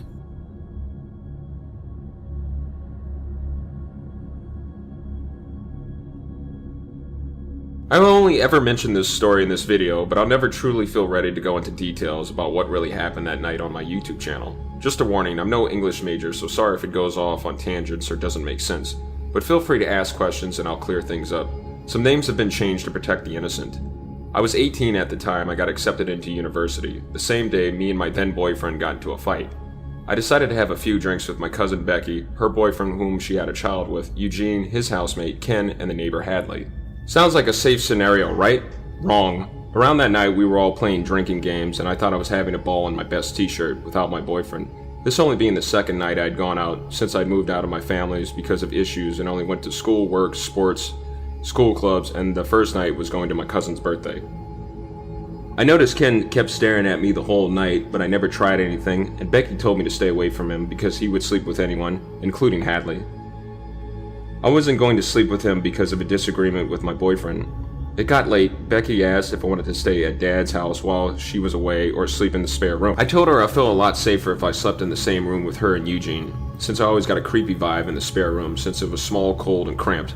My half-sister used to have the house before my cousin got it, and it used to be my half-sister's room. That was also where I watched The Exorcist. I didn't feel safe sleeping alone in my dad's house. Ken and Hadley slept on the couch. I noticed Ken kept following me around all night, making derogatory remarks. Later on in the night, Ken started licking and sucking on my feet and toes, and tries to move up. I'm paralyzed with fear because I only had one incident where I had almost gotten raped. Again, the first time I thought it was a safe environment with family. He tries to move up my leg. I pretend I'm trying to toss and turn and cover up my zipper of my pants. But he forcefully and quietly moves my hand away and goes back to sucking and licking on my feet. Eventually goes back to Hadley. I hear her giggling. Prepare myself for the worst and think if he comes back in here, I'll wake up my cousin. Of course he comes back in. I nudge and shove and shake my cousin's arm quietly, fearing Ken would do something violent if he found out. Turned out to be Eugene's. He grabs my hand. I squeeze it tightly, once again tossing and turning so Ken doesn't travel any further up my feet. Eugene apologizes when Ken leaves and tells him he didn't do anything and feels guilty. Maybe it's because Ken was bigger than him and he was under the influence of drugs. I didn't know he did crystal meth until later, but Eugene says he'll say something if he came back in. Yep, and he did. Eugene asks, "What the fuck are you doing in my room?" Ken nervously musters up and, "Oh, I'm sorry," and quickly walks off. This is now dawnbreak. Eugene profusely apologizes when I told him he could have woken up Becky. Then Eugene grabs my hand and I feel something erect. I pull my hand away. He tries it again. I move my hand away and tell him I gotta go back to my house. I take the longest shower of my life. Then I couldn't even wash the disgusting feeling I felt. I walked back to my home. I'm greeted with why it's my fault and I should have never left or fought or an argument, unfinished business with my boyfriend's mom. I burst out crying, tell her everything for the first time. She hugs me, they call the police, and report both of them. I never went to work that day. Around then, Ken decides to quickly move the fuck out. Eugene and Becky are confused and ask my cousin if it wasn't touching what I think it was, what the fuck was I touching then? That was so important that I had to remove my hands twice. Eugene wanted to talk to me, one-on-one, but I refused. 2 weeks and 2 days later, he hangs himself, writes a letter to my cousin. I had no idea I was actually at my dad's house at the time after another argument with my boyfriend. Eugene only lives next door. His workmates actually found him when he didn't show up to work for 2 to 3 days. My dad tricked me into going to Thailand, said it was my fault I almost got raped. He drugged me. I'll never know if this was true. Against my will, the police decided to drop the charges since I was living in another country. That was 7 years ago, I gotta say. Ken does a damn good job at hiding his tracks. While I was writing this story, I did manage to find his Facebook. Please do not mention that you found this story out of respect for my family, in case he finds my YouTube channel or Facebook and intends to hurt me. If you do, you're giving the perpetrator fuel and just as bad. I'm living in another country, but I'm still terrified of him in some ways, if he can get away with it once. I feel this sickening and horrifying sense of guilt about Eugene, since I was the one that reported him. I was responsible for his death. He was my niece's father. I love her so much, but I'll always be reminded for taking her dad away from her. Here's his Facebook. Worse has already been done to him, so don't try anything malicious. Months later in 2010, I was on visit to New Zealand. I found out the day we met Ken, he was staring at Becky. One day while she was sleeping in the same bed with Eugene, he was just staring at her. She woke up. She got lucky. I have to wonder how much worse the situation would have gotten if I slept in the spare room or went back to my house all alone. The moral of this story is no matter how safe or careful you are in an environment, you can never truly be sure, and people you think you can trust can be turned in a heartbeat.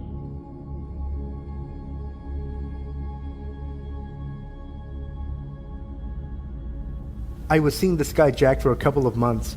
and when I broke it off, I thought he was okay with it. He took it well, said he'd see me around, and we went our separate ways. I lived on a dead-end street at the very end of the street. I had huge windows and knew my neighbors' cars, and I knew Jack's car. About a week after we broke up, I started to see Jack drive by my apartment and quickly pull into the back parking lot that went the whole block, parallel to the street.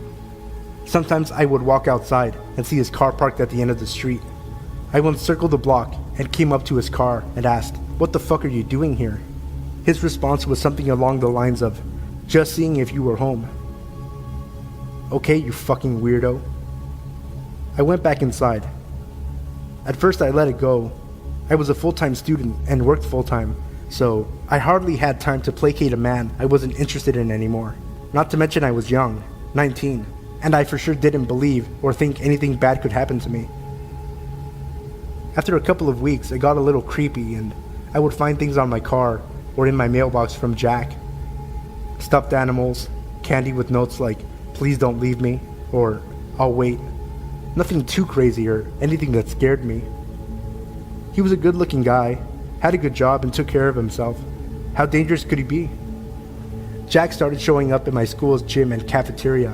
He didn't go to the college, and as far as I knew, had no reason to be there. He would just watch me, and a few times, he tried to corner me to talk to me or give me a hug. This is where I started to get a little freaked. I finally went to the cops because I was just tired of him always being around.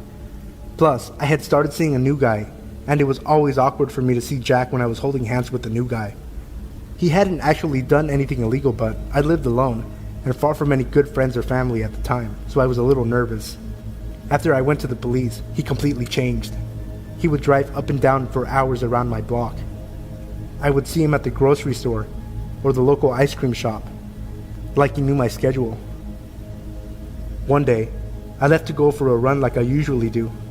I always went around the same time in the late afternoon and always the same route. The neighborhood I lived in connected to the Horsemen's Association. They were allowed to have horses in the city proper, so, conveniently, there was a well-maintained path for them to use to get to the forest preserve. From the start of the trail in my neighborhood to the parking lot/trailhead was about 2 miles. It went through empty fields and retention ponds. No houses or other people, but that never bothered me. So, off I go into my own world as I concentrated more on the crunch of the gravel under my feet or the fall colors starting to pop. As I closed the distance to the trailhead, there were 4 cop cars just waiting. Weird for where I lived. Very low crime and a quiet part of town. A cop stops me and asks my name. I give it and he asks me to come with them. Now I am freaked. I was shitting bricks. Finally, we get to the station and they explain everything. Jack had been picked up for loitering and suspicious behavior. I happened to live across the street from the police chief of the town, whose house sided up to the entrance of that running path. He knew about Jack as I had mentioned about a month before, that someone kept coming by and hanging about. The police had noticed Jack's car earlier in the day, and when Jack spent hours hanging around, he got suspicious.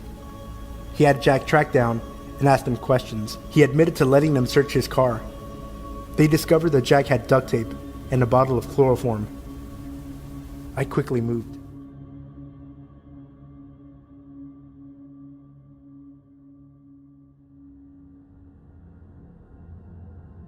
This happened about a year ago in Seattle. I was managing a coffee shop just down the road from my apartment. An easy 15-minute walk most mornings, which I appreciated since I like to sleep in as much as I can. I had done this walk many times, leave at 5:45 and get to the cafe at 6 a.m. But what happened this morning would shake my comfort about early mornings, my neighborhood, and my city. Because I would sleep in so close to when I would have to leave, the walk to work would usually be the thing to wake me up.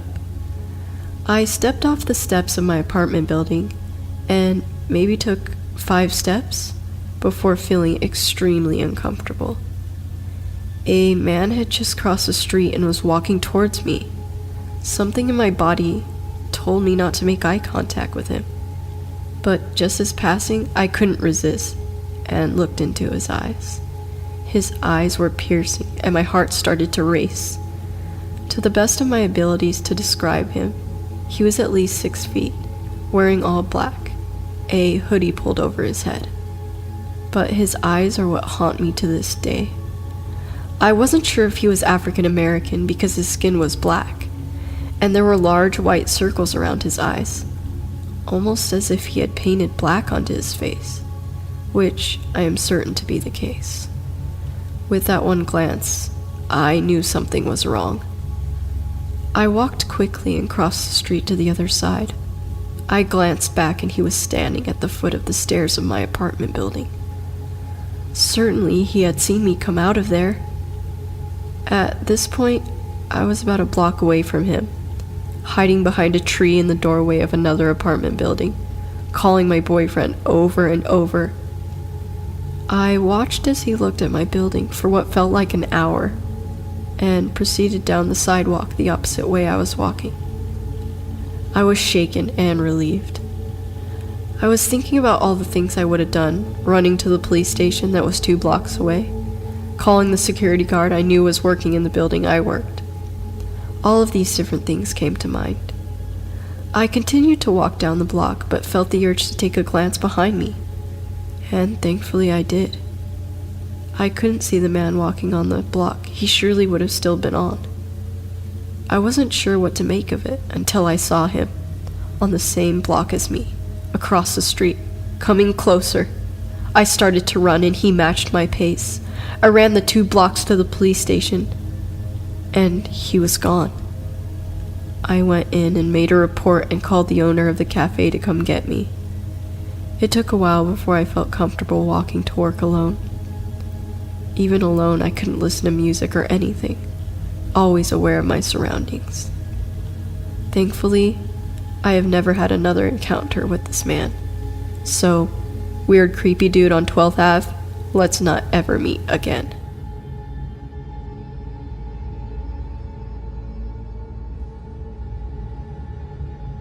I've posted this story on Ask Reddit, but came across this sub and thought it would fit in.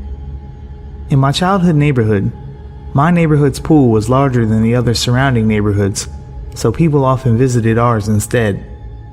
When I was 8, I went to the pool with my sisters on the first day of summer, as I always did.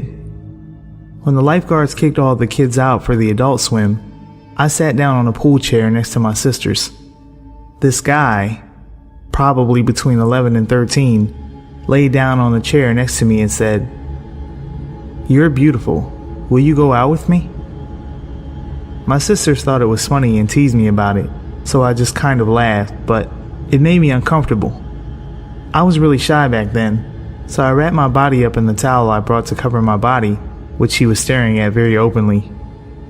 He introduced himself as Chris and kept trying to talk to me, and I was too shy to tell him to go away, so I let him keep the conversation going. Even though it made me uncomfortable, I soon forgot about it, until I went back to the pool next time. There he was, telling me how pretty I was, petting my hair, asking me to go out with him, and introducing me to his disabled grandmother, who brought him to the pool. Anyway, one day this girl came up to me and asked me if Chris was bothering me. I lied and said that I didn't really care, and she rolled her eyes and joked about how he used to ask her out too, and that she was glad he'd found someone else to pine over. The girl, Elizabeth, started hanging out with me when I went to the pool, which was almost every day since I was allowed to go by myself if I wanted. She explained to me that she and Chris were good friends from a different neighborhood, but came to our pool because it was bigger and had more room for his grandmother to work on physical therapy for her legs. We became great friends and laughed about how Chris was always following us around and asking me out. One day, I noticed that Chris followed me all the way back to my house and tried to hide behind a mailbox when I turned around. As funny as that sounds, I didn't think it was funny back then and rushed back into my house. I began to notice that he was getting more aggressive and annoyed with me for refusing to date him. He started asking me to go on walks with him through the park and brought his grandmother so I didn't feel like I could say no. He would take me into the woods or behind the jungle gym, out of sight from his grandmother, and make creepy comments about my body and touch my cheek while telling me how pretty I was. He'd pet my hair and try to bounce the curls, like stretching out a spring and watching it curl up again, His grandmother would offer to let me sit on her lap during these walks while she controlled her wheelchair, which made me feel really uncomfortable because I didn't know her well, and being a stupid, ignorant 8-year-old, I thought her atrophied legs were a little gross. He continued to follow me home, even when I took shortcuts through the woods or the long way that led in circles. His presence began to make me nervous because I wasn't sure what would happen if I continued to turn him down. I started avoiding the pool when his grandmother's handicap van was there, but I'm pretty sure he just fixed that by showing up later than usual, so I'd already be there when he arrived. All of my friends, including Elizabeth, thought it was so funny, so I never told them I didn't want to go to the pool anymore, and never brought it up to my sisters or parents. So if someone asked me to go with them, I'd just go and hope he wasn't there. Finally, during the last week the pool was open, I went to the bathroom. The bathrooms are a bit off to the side of the pool and closed off with a large heavy metal door, so kids don't sneak in and vandalize it at night. The second I entered, the door shut behind me and the lights turned off. Then I heard Chris say, "I'm not letting you out until you agree to go out with me," and he locked the door.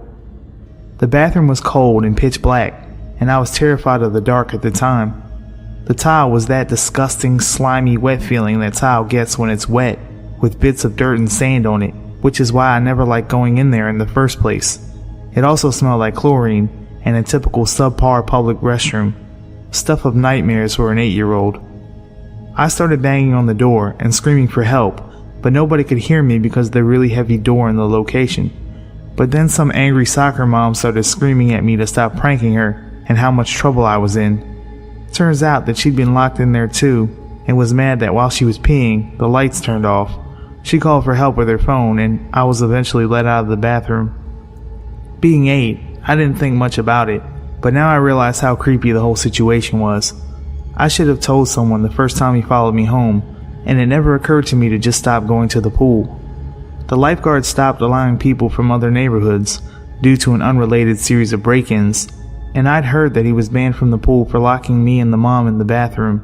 But the next summer, I saw a boy who looked just like Chris but taller, and with blonde streaks dyed into his hair. It might have been his brother or a spot-on look-alike, but I never went to that pool again after that, and I never met Chris or Elizabeth again.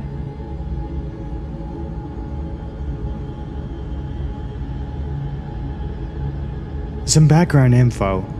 I attended a private high school, but our tuition did not cover the school trips and the like. This incident took place during the summer of my junior year, during the last few months of school.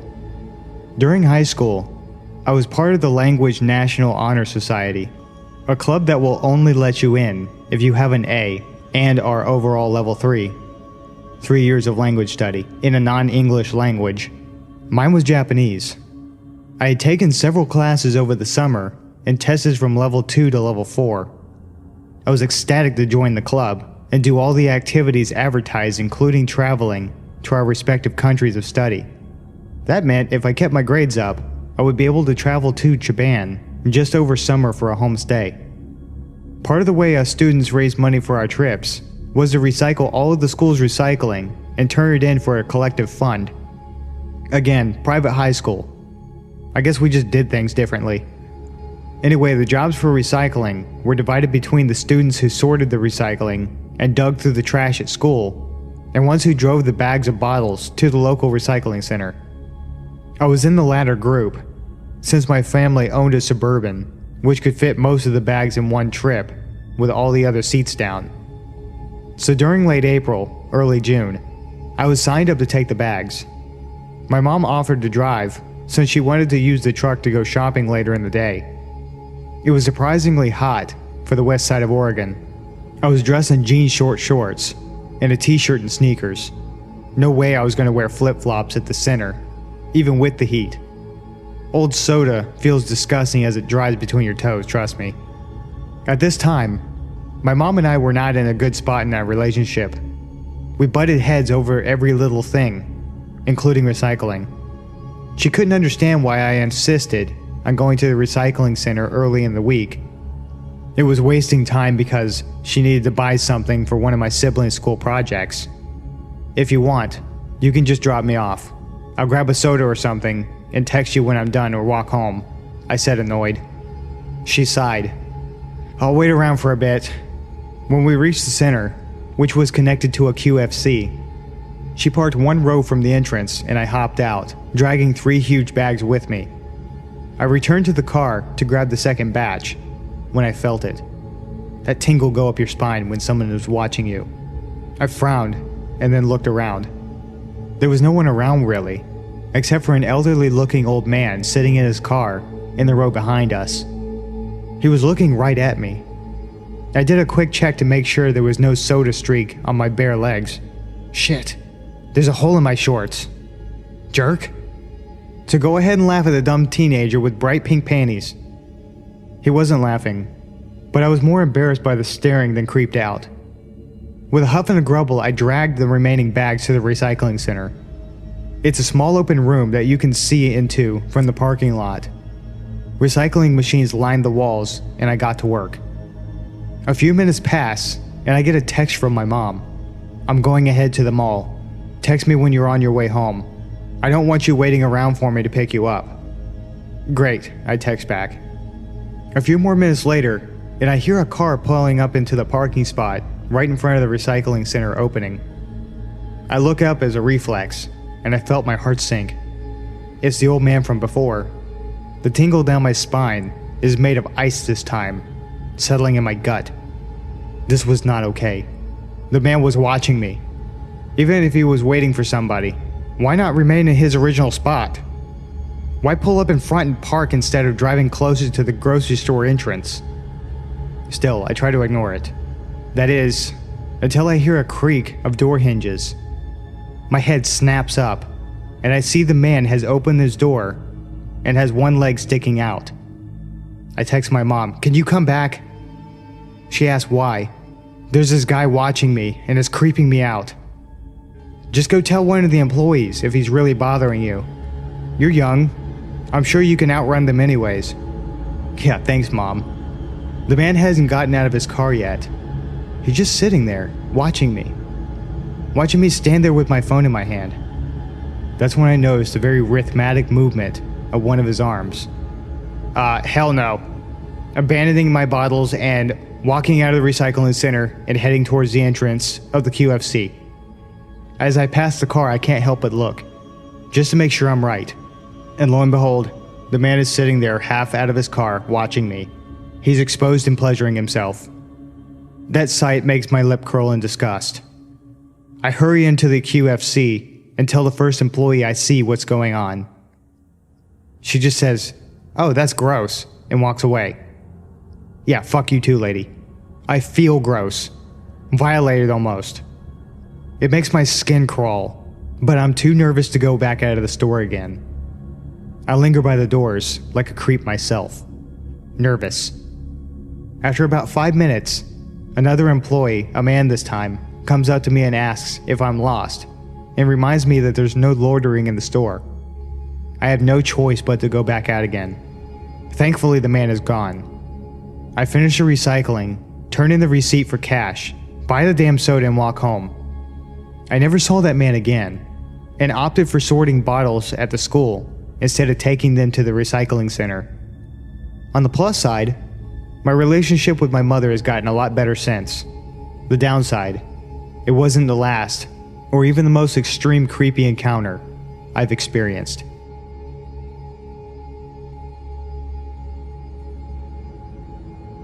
When I was a sophomore in college, I lived in a small but beautiful historic studio apartment in a small East Coast city that had somewhat of a good reputation for crime or danger. However, the neighbourhood I lived in was usually considered one of the good neighbourhoods. It was close to the city's university and was mostly students living there, especially on the street my building was on. My building was a huge 4-story townhouse, if you can really call it that. It was really a mansion as a whole, built in 1895. The architecture was really awesome, built-in bookshelves and huge mahogany pocket doors that slid into the walls. Anyway, the building wasn't exactly in mint condition, and my landlord was pretty lazy. He would always come by and check up on things, and make promises to get stuff fixed, but never really got around to doing much of anything. The apartment I was renting was on the first floor. My front door was immediately on the left as you walk into the building's door from the street.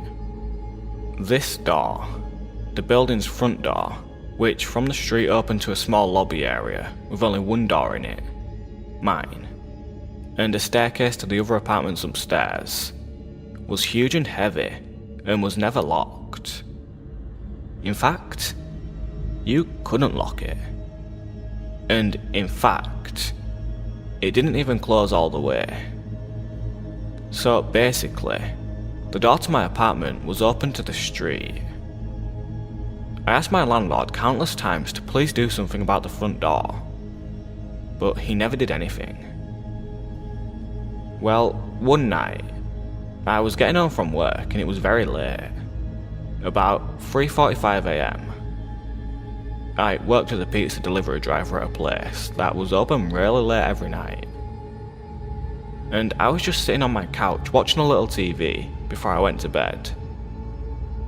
I'd also gotten totally naked, something I truly loved being able to do, considering I lived alone. Haha. Anyway, not even 10 minutes since I'd gotten home and sat down, I heard 3 slow knocks at my door. I'm thinking, who the fuck would be at my door at this hour? What could they possibly want?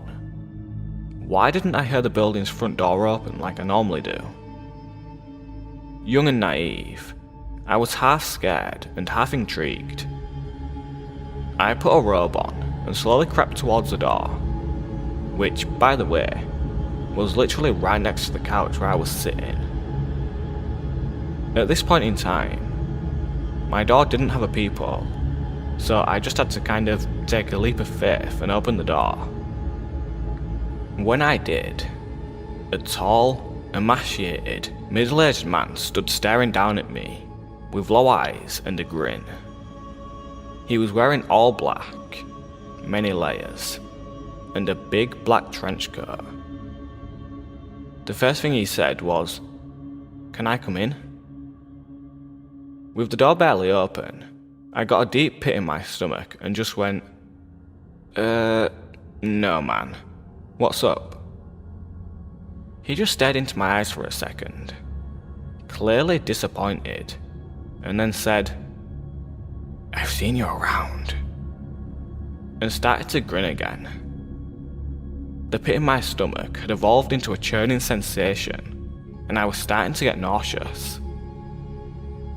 "Yeah, I've been watching you, and I like the way you look," he said. "So you gay? Bisexual?" I was just like, "I dunno, but it's late and I'm going to bed. Bye." He kind of nodded and lingered for a second, as did I, watching to make sure I saw him leave the building. Once he did, I closed the door, locked it, and stood with my hand still on the knob for a good minute at least. After I snapped out of my shock, I ran over to my couch and pushed it up against the door. I ended up sleeping on the couch that night, even though it was right there. It just made me feel safer, like I could hear if something happened. Well, nothing happened that night. It wasn't until about a week later, on one of my nights off from work, that I was sitting around my apartment winding down by myself after I had a few friends over drinking and smoking a little bit, as college kids will do. All of a sudden, I heard a weird rattling noise coming from across the room, so I turned off the music I was playing, to find out that it was coming from none other than my front doorknob. I looked at it for a second, and saw that both the knob and the top lock were jiggling. Someone was trying to get in.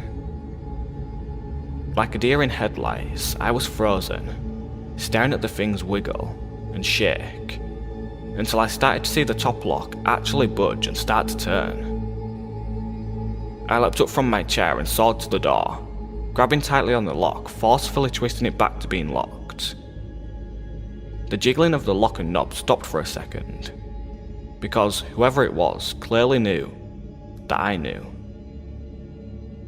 It was only a second though, because they started struggling again, and I had to use all my might to keep it still. Sweat was dripping down my forehead and my ribcage, and after about 15 seconds of wrestling with this intruder, it suddenly stopped, and I heard the building door open and close, and footsteps run down the stairs of the stoop to the sidewalk. Just like I was before, I was paralysed with my hands at the door for a good while before I realised I was crying and shaking and that I needed to call someone. My instinct was to call the police. In hindsight, I regret this for the following reasons. I was basically having a panic attack while I was on the phone with 911 and actually threw up during the call. And I think that's when they decided I was just fucked up or something. When the two police got to my apartment, they stood in my doorway as I struggled to recount to them what had happened, as I'm shaking and crying. I noticed at one point that they're both smirking and laughing, and I say, "What's funny right now?" One of them goes, "It reeks of marijuana." I was just like, okay. And basically argued with them after that. Long story short, they ended up confiscating a bunch of shit from my apartment and basically turning the whole situation into a little mini drug bust. Although they say they weren't going to charge me with anything. Just take my shit. Nothing about this attempted break-in besides keep your door locked. I was devastated and felt so helpless. I hate to make this story so long, so I'll try to keep the last part short. Basically, this same scenario happened one more time about 2 weeks from the last time. Only, instead of calling the police, I called my dad, who raced down in an hour, which is a 2-hour drive from his house to this place. And he had a crowbar up his sleeve, haha. Unfortunately, by the time he had gotten there, whoever it was had already left. They didn't struggle very hard this time. My dad ended up cussing out my landlord and demanding he get the door fixed and install a new lock and a peephole on my door. He did make this happen within a reasonable amount of time. And I also got one of those bars you wedge between the doorknob and the floor, as well as an aluminium baseball bat to protect myself with, so I felt a lot better from then on. Needless to say though, I ended my lease for that apartment a month early and never moved back to that street. I never found out for sure who was trying to pick my locks, and if it was the guy who had come to my door the first time. But whoever it was, let's not meet.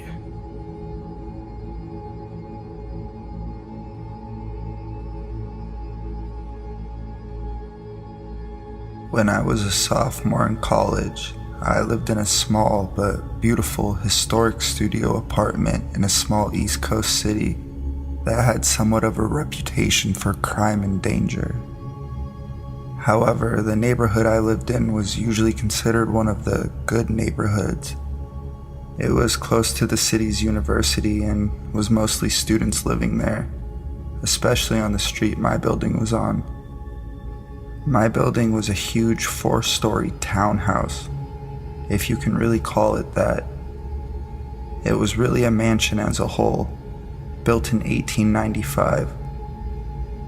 The architecture was really awesome. Built-in bookshelves and huge mahogany pocket doors that slid into the walls. Anyway, the building wasn't exactly in mint condition and my landlord was pretty lazy. He would always come by and check up on things and make promises to get stuff fixed, but never really got around to doing much of anything. The apartment I was renting was on the first floor. My front door immediately on the left as you walked in the building's door to the street.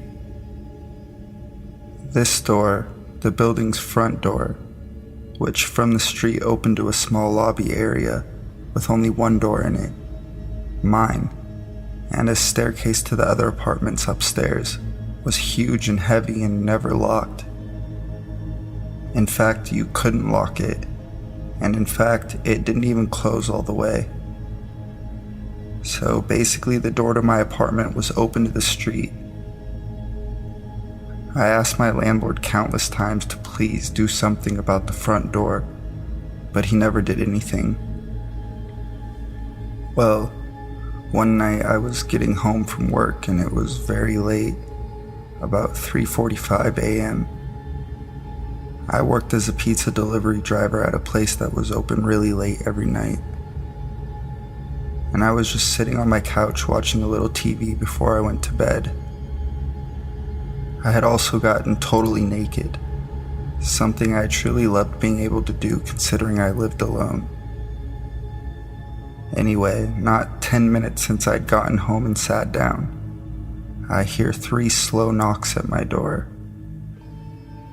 I'm thinking, who the fuck would be at my door at this hour? What could they possibly want? Why didn't I hear the building's front door open like I normally do? Young and naive, I was half scared and half intrigued. I put a robe on and slowly crept towards the door, which by the way was literally right next to the couch where I was sitting. At this point in time, my door didn't have a peephole, so I just had to kind of take a leap of faith and open the door. And when I did, a tall, emaciated, middle-aged man stood staring down at me with low eyes and a grin.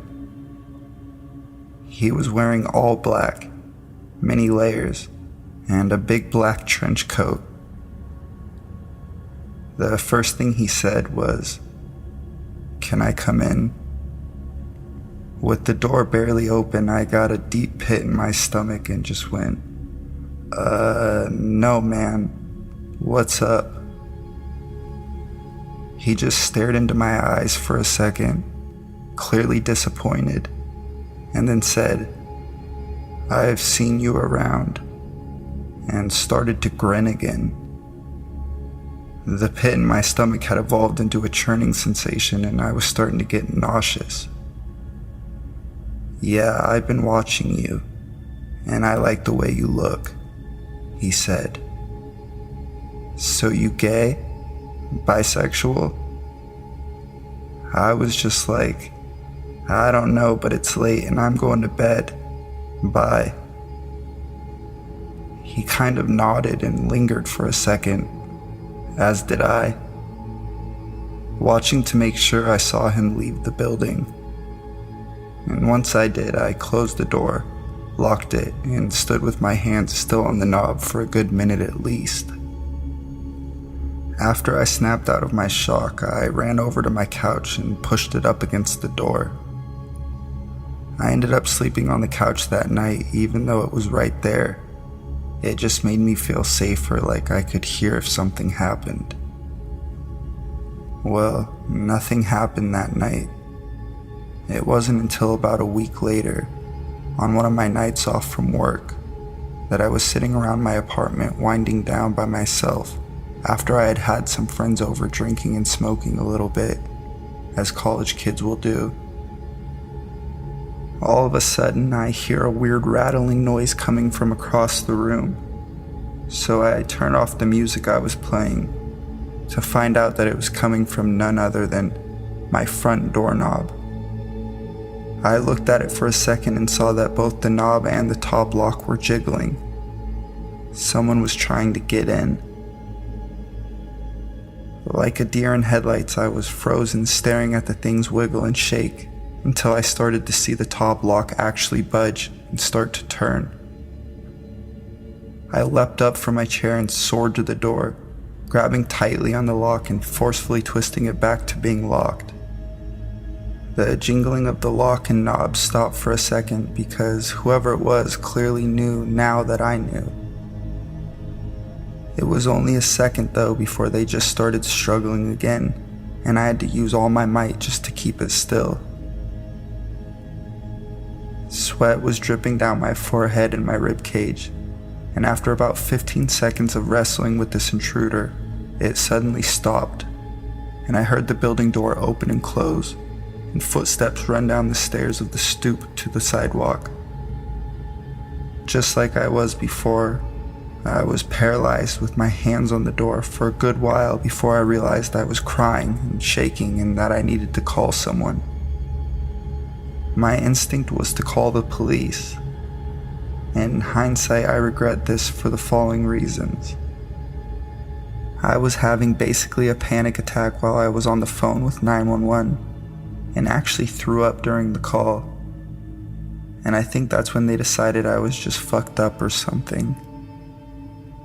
When the two police got to my apartment, they stood in my doorway as I struggled to recount to them what had happened, as I'm shaking and crying.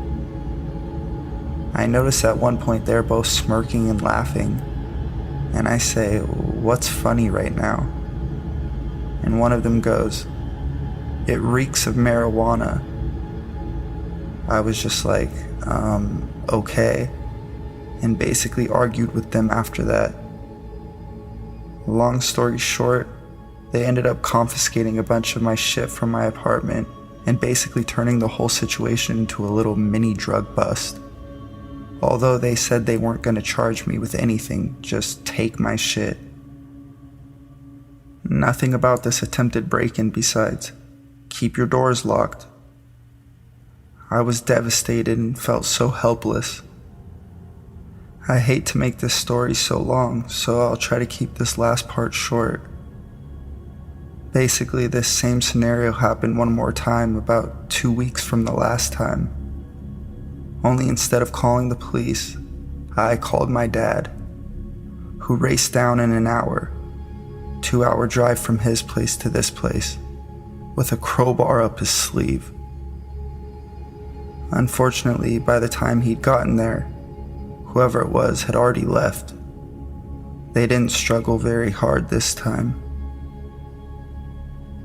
My dad ended up cussing out my landlord and demanding he get the door fixed and install a new lock and a peephole on my door. He did make this happen within a reasonable amount of time, and I also got one of those bars you wedge between the doorknob and the floor, as well as an aluminum baseball bat to protect myself with. So I felt a lot better from then on. Needless to say though, I ended my lease for that apartment a month early and never moved back to that street.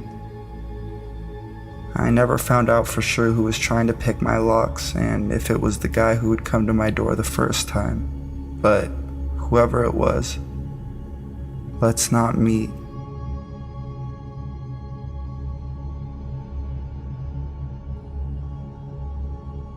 This took place several years ago, when I was 18, freshly enrolled in college. I grew up in an extremely strict household, Asian female by the way. My parents set my curfew at 8 p.m. I wasn't allowed to drive at night or go to parties, etc., all because my family was convinced that all of these situations led to rape. Anyway, you could see how I once moved out of the house, I was relished in my opportunity to exercise my new freedom and independence. One night around 11 p.m. I got super hungry and had a real craving for Arby's roast beef sandwich. My roommate was tired and didn't want to go with me, so I hopped in my car and decided to go make a quick trip by myself. To get to Arby's, I had to take a stretch of the road that was really secluded and not well lit, of course at the time of night. There were barely any cars on the road. At the stoplight just a few blocks away from the Arby's, I was the third car waiting at the red light.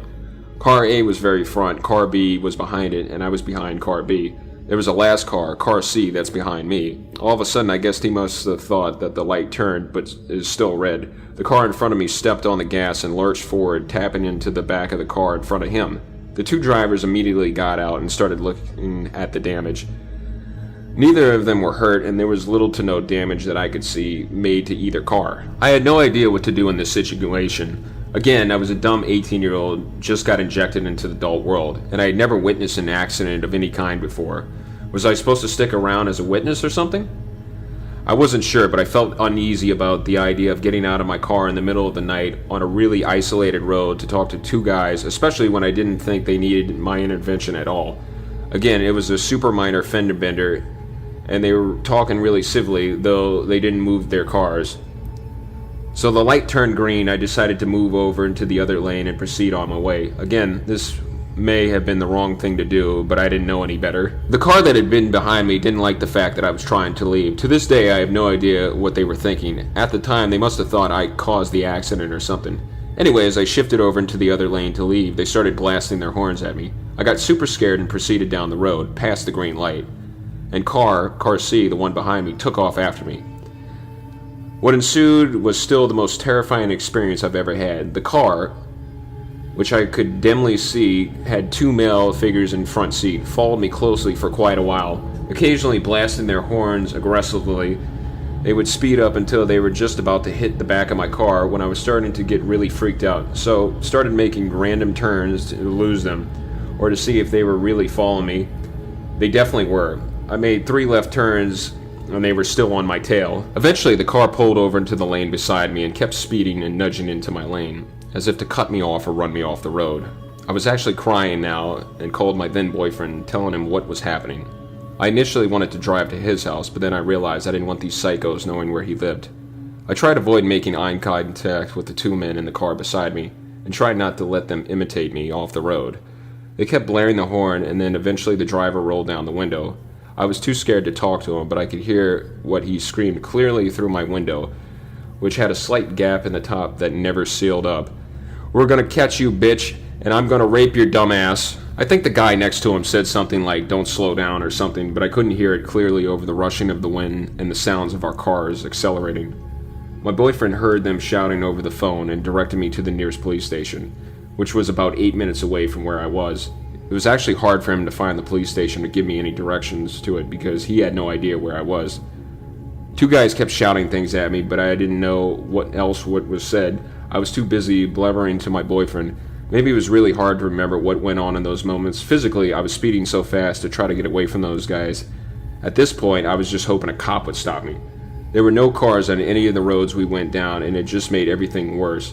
And then my phone battery decided it was time to die. I seriously thought it was one of those horror stories my parents had always told me about. Eventually, I finally saw the police station my boyfriend had given me directions to. Almost drove past it. Turned into the parking lot, the car followed me and the passenger door actually opened before the car even stopped. But I think they noticed where we were and drove out of there fast. I sat in my car too terrified to get out because I thought moving would provoke them into coming back. Literally 60 seconds later, my boyfriend pulled into the parking lot next to my car and climbed out with a baseball bat. He held me for a little while and then a cop who was pulling into the lot or something coming out of the building approached us and asked if everything was okay. Turns out that the car had tailed me fit the description of a car that had apparently scared a girl so badly, same type of thing. Late night, empty road, lone driver, super aggressive driving, and screaming. That she had crashed her car into a tree divider trying to get away from those guys. Neither she or I got the license plate. Though, and to this day, I don't know if they ever caught those guys. I don't know what kind of human being gets their kicks out of terrorizing female drivers late at night on the road, but whoever they were, fuck those guys. I hope someone somewhere managed to put a stop to them.